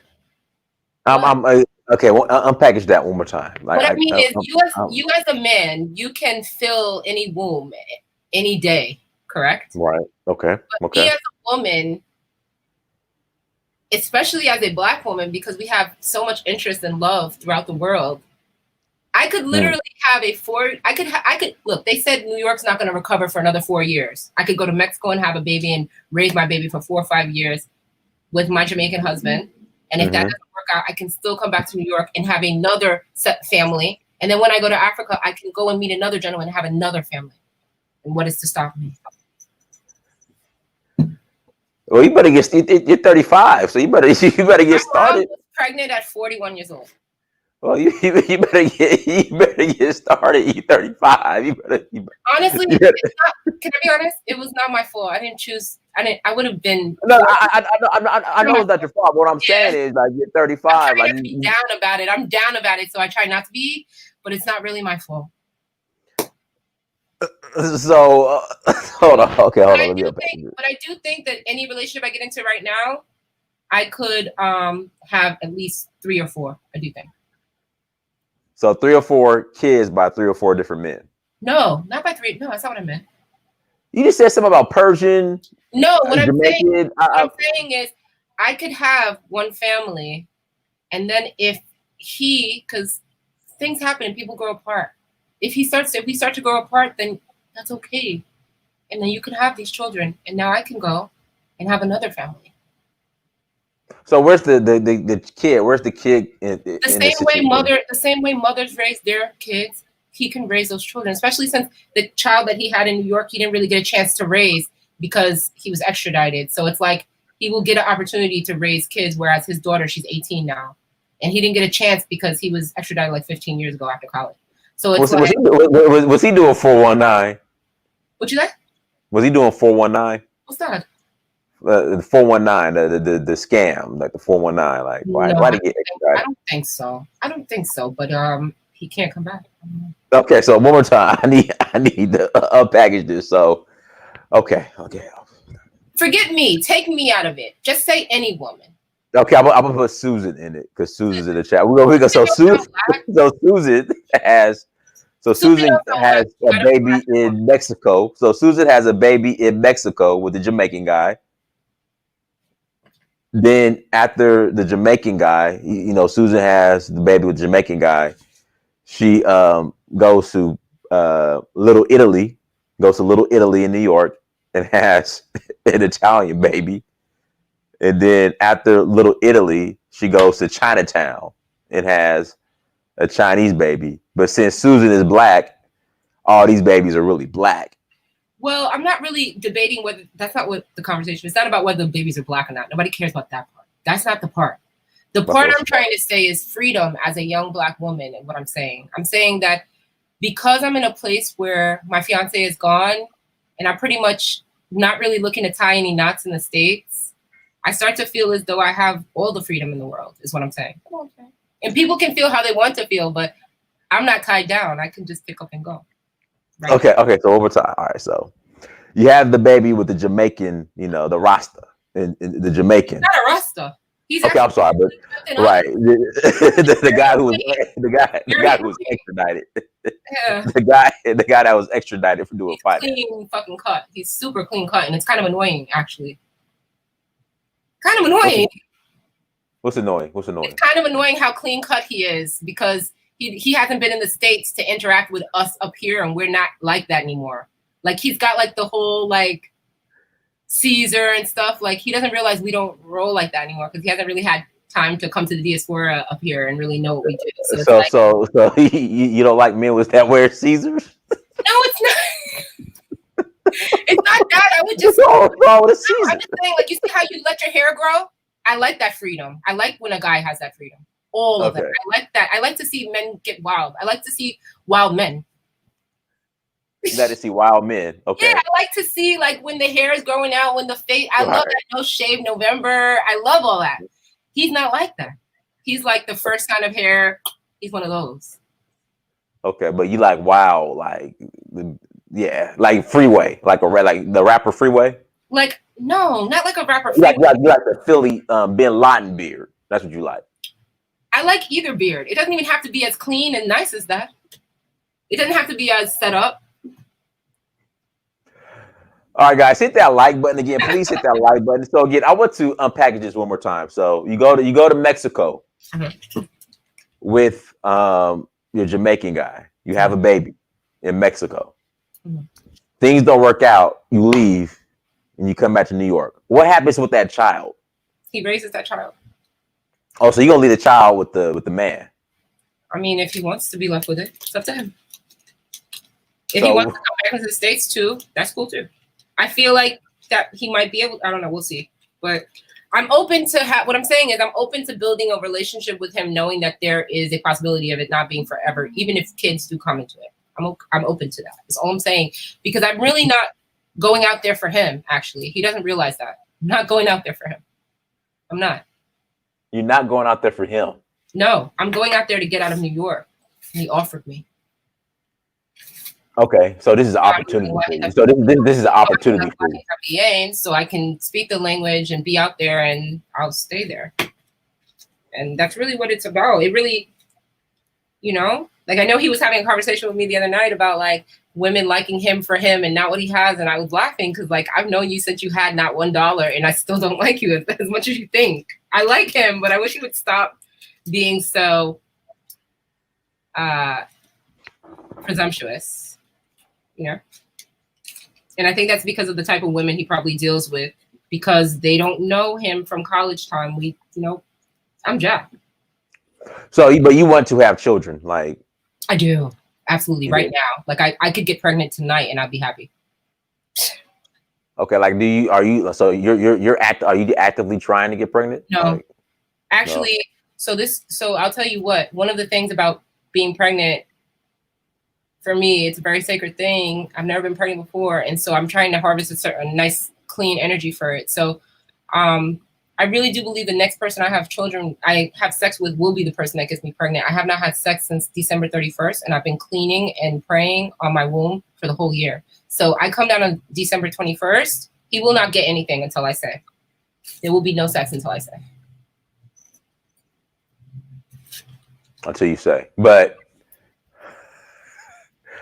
when you guys do have it, like it's to get you pregnant. Like if you guys hook up, like it's most likely purpose and objective is like you want them praying on my womb. That's a steamer right there. If you could see, that's a steamer right there. I've been praying on my womb. Can you explain the steamer? Like, yes. What's the steamer? Explain that. The steamer is pretty much a way that you keep the circulation in your womb and your vagina. So you take some herbs. Usually they come in a bag of tea. Like you put it in the bottom of the steamer. You put some hot water, and there's like a button on it, and you let it like bubble up. Then you let it simmer down. And you sit on top for like a half hour. And I also use other things too, which are like vaginal cleansing things, which open up the pathways so that you can have a baby. There are vaginal pearls. Have you ever heard of that? No, like I've heard of yoni egg. Yeah, basically. But the yoni egg is like the thing that the ladies do the Kegels with. The vaginal pearls is a thing that has herbs in it, and it opens up in there, and you take it out, and it cleanses. And then it cleanses. So pretty much I've been cleansing all year. I've been locking it down because I don't want to just have, I don't do random sex. I don't. I'm like a serial monogamous. So I'm like, I've been locking it down. I have been dating, but really no one's made what's dating? Like what do you mean? Like literally over the last, I would say 2 months, I've been dating because we could not date because there was nothing open. And now we can't either because 10 o'clock they close everything. And that's when I called him. I was like, they closed everything and I'm trying to find a husband. And he was like, come down here. I was like, done. That's pretty much, that was the conversation. The conversation was, I don't mind being patient. I've been patient, but now they close everything past 10 o'clock. So what's the point? We'll never be able to interact the way we did. All right. So basically when you go to Mexico in this time, those walls are getting painted. Like he's going to be painting walls. It may not necessarily be that. But you said when you go to Mexico. Yeah, I'm staying with him, but if I don't get the vibe from him that I want to get, so he had a situation with that ex-girlfriend. Just because he kicked her out because I'm coming doesn't mean that he's done. And I'm not making that assumption that he's done with her. I'm not making that assumption. My assumption is that he's trying to show me a good time because he's liked me since college and trying to get to know me again, and we're going to hang out. So if he wants to have sex at a certain point, if I'm comfortable with it, then yeah. But if not, then no. And it's all. And you're gonna let him paint the walls when you guys do though, because you want to get pregnant. So you're going to allow him to paint your walls. No, he doesn't have to. You just said he doesn't have to be the one. You understand? He runs like a little colony of like 250, 300 Black people living in Mexico. I can find. It doesn't have to be him. Okay, so you would move down there with him, but then find somebody else outside of him to paint your walls. Well, if he's not willing to give a ring and he's not willing to legitimize me as a woman, I wouldn't dare allow him to enter my body. No. Oh, so you want to marry? You want to get married before you have children? Well, yeah. So, okay. Yeah. Well, you make it seem like if things don't work out, you just go to Little Italy. Oh no, I'm not saying it like I'm saying within the context of marriage too. I'm saying sometimes you get married and it doesn't work either. Sometimes it's a 3, 4 year, 5 year marriage, and that's okay. That's all right. I'm fine. So you say he runs a colony of 300. What? He says it's a colony, but really what it is a bunch of people that have found ways to work from Mexico or live in Mexico and be digital nomads. A lot of us do our work behind laptop. Right. So it started with him and it started with other people, and then he's popular, and a bunch of them, she moved down there. She's actually from the States. Now she has her own apartment down there. The ex-girlfriend. So what I'm saying is there's plenty of us to choose from, is what I'm saying. Plenty. Guys, if you like to call, are you pouring another glass? Kind of, yes. I don't drink whole glasses. This is a glass to me. See it? Okay. I never go pretty much above that vine line. Okay. Do you drink do you drink that whole bottle tonight? No. Take me about 3 days to get through a bottle. 3 days? Yeah, like I got one on Sunday and I finished it like last night. Take me about 3 days. Because I get it for food. Like tonight I have an empanada with a lot of beef in it, and I just wanted this. So I said, okay. Okay. Nah. I'm not a big drinker, honestly. Let me ask you, do you know Lou Major? I don't know Lou Major. I just watch your show and he's funny. Can Lou Major call in? Of course. I find him to be quite, he seems nice. Okay, hold on. We'll see if Lou Major wants to call in. Hold on. We want to see. Let me see if I can get Lou Major. Yeah, but I definitely want to get married first. But I'm not going to force a man to marry me. I actually like this guy, but he's really just my homie bringing me down to Mexico to expose me to something different. And if we fall in love, we fall in love. And if not, I'll fall in love with one of his friends. Okay, so he's your homie that kicked his ex-girlfriend out for you to move down and move in. You tell me this. He hasn't lived in the States for years. You're a man. He hasn't lived in the States for years, but somehow he sends me messages on Facebook and he contacts me every single birthday since 2009, since he was extradited or something. So I hit him up and he got back to me within 2 seconds. That tells me he's interested, correct? Right. So that's not for me to assess. I don't care what he does with his girlfriend. I don't know her. I don't care about her. All right, so I sent the link to Lou Major. Let's see if he calls in. And then let me hold on. Couples Productions, brother. Couples Productions. I'm sending you the link right now. And guys, hit that like button again. Please hit the like button. And for those who are late to the chat, I already explained how I use both of my passports. Okay, so basically, what I do when I leave the States, okay, when I'm at the airport, like when I show up to Hartsfield-Jackson or JFK or Newark, New Jersey, my American passport I put in my bag. And I use my Nigerian passport because for the most part, I'm traveling throughout West Africa and I'm traveling throughout ECOWAS countries. So I could travel using my Nigerian passport throughout ECOWAS countries. Okay. So that's what I use. Right. So ECOWAS is a group, a block of about 13 West African countries, where as long as you have one of those passports from one of those countries, you could travel visa free throughout those 13 countries. So like right now I'm in Sierra Leone. So I have my Nigerian passport. I just show up with my Nigerian passport. I'll go right through. Same thing when I go to Gambia or Senegal or wherever, Nigeria, Togo, Benin Republic, wherever. Guys, hit that like button. All right, so hit that like button. So that's how that works. Now, when I leave Africa to come back to America, right? So I have to use this because whichever passport you enter the country in, you have to get that passport stamped to leave. But then I pull out my American passport because you have to prove that you can enter America. So that's how that works. That's how that works. So, like I said, I sent the link to Lou Major. Maybe he'll call in. Yeah, but like I'm trying to get this guy to come to Sierra Leone too, but it's gonna be so I'm gonna have to sub. You can come. I understand, but you have to think about the mentality of certain people. We take pesos. I think I can take pesos. Maybe I'll tell him that. That might get him to go. I take pesos. So tell him that if maybe just tell him, yeah. Yeah, we take pesos. I don't know what his mindset is about it, but he might want to come. We were having a whole conversation about King Leopold last night. Mm-hmm. Because one of the conversations that we always have is just like certain things that they didn't teach us in elementary school or even in our African studies, because we both took, like, even in African studies, we didn't even learn about certain things to the level that we should have. So that was a conversation we were having last night. So maybe he will want to come. I would like him to come. Okay. Kofi, go ahead, bro. Hey, peace, y'all. What's up? A black beauty. What's your name again? What's your real name? Do you want to disclose it?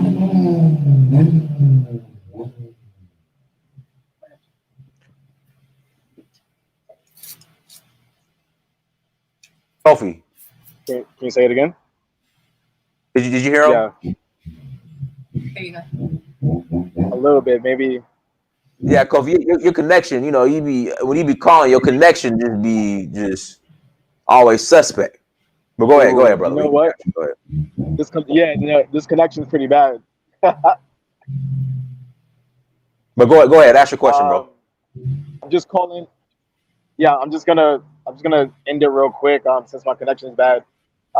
You're very beautiful, and I encourage you to go to Africa, find a man, just like ES, just like Kayla, and just like a couple of our sisters who. Yeah, I don't know about going to Africa to find a man. I kind of like westernized black men that are Western that think Eastern way. You know what I mean? Like I kind of like you see how Dynast is? Like I like that. I like that kind of thing. I don't know if I want, so for example, I have a lot of friends who are actually African, like in the Bronx, we grow up with people that are like, their parents just got here. So they are very mean. Woo. Even the guy that I work with at my office, he's an older Nigerian Yoruba guy. He teaches me Igbo and Yoruba words every now and then. And he's a certain type of man, a very strict type of man. Well, there's a lot of pressure riding on him. There's a lot of. I can't deal with that strict shit. No. There's a lot of assets. There's a lot of assets put aside for their marriage and their babies. Yeah. No. I'm saying, okay, everything is right. The looks is right. Everything is right. Everything is right except for Eastern men, African men, and Asian men that are Eastern. They are very certain type of way, and I don't fit them. They are. Why don't we have the internet? And because, for example, maybe they're nuanced. Why I don't fit them. I don't fit them because if I come to Mexico and you let me stay in your penthouse and you give me this room, and I decide I want something else, then I'm gonna go do that. And you're not gonna ask me anything. Go do what? Something else? What? If I want something else, you're not gonna play because just because I'm staying in your house doesn't mean you own me. So you see that if I were with an African or Eastern minded man, he would not necessarily be comfortable with that. And I completely feel him. It's just that I was raised this way. So I'm a little bit of a player, and the guy that I'm going to hang out with is a little bit of a player too. So it's like It doesn't bother me. It doesn't bother him. Who cares? You disappear for a week, I disappear for a week. It doesn't matter. But like, I'm not really necessarily into the having to ask questions and get permission because I'm pretty respectful to begin with. So when it's time for me to do something, I just do it. I don't feel I need to ask anybody anything because I know how to make a good decision. So that's really one of the reasons why I like, go to Africa and find a man. It's definitely not too late. Sandy Newton, at 39, she started having children. She had 4 of them. Yeah, I'm sure. If you heard that. That's great. I'm not worried about my fertility. Do you care about your like gene dying out? I do. I do care about my gene, but I also care about the beauty of my kids as well. So even if he's black, he's got to be. When we mix up, our kid got to look. I don't care. Sorry. So like even the like. Well, I would say the statistics show that there's a lot of there's a lot of Western men in South Africa, and there's a lot of Western men in Ghana. Yeah, but I heard that. Specifically American men.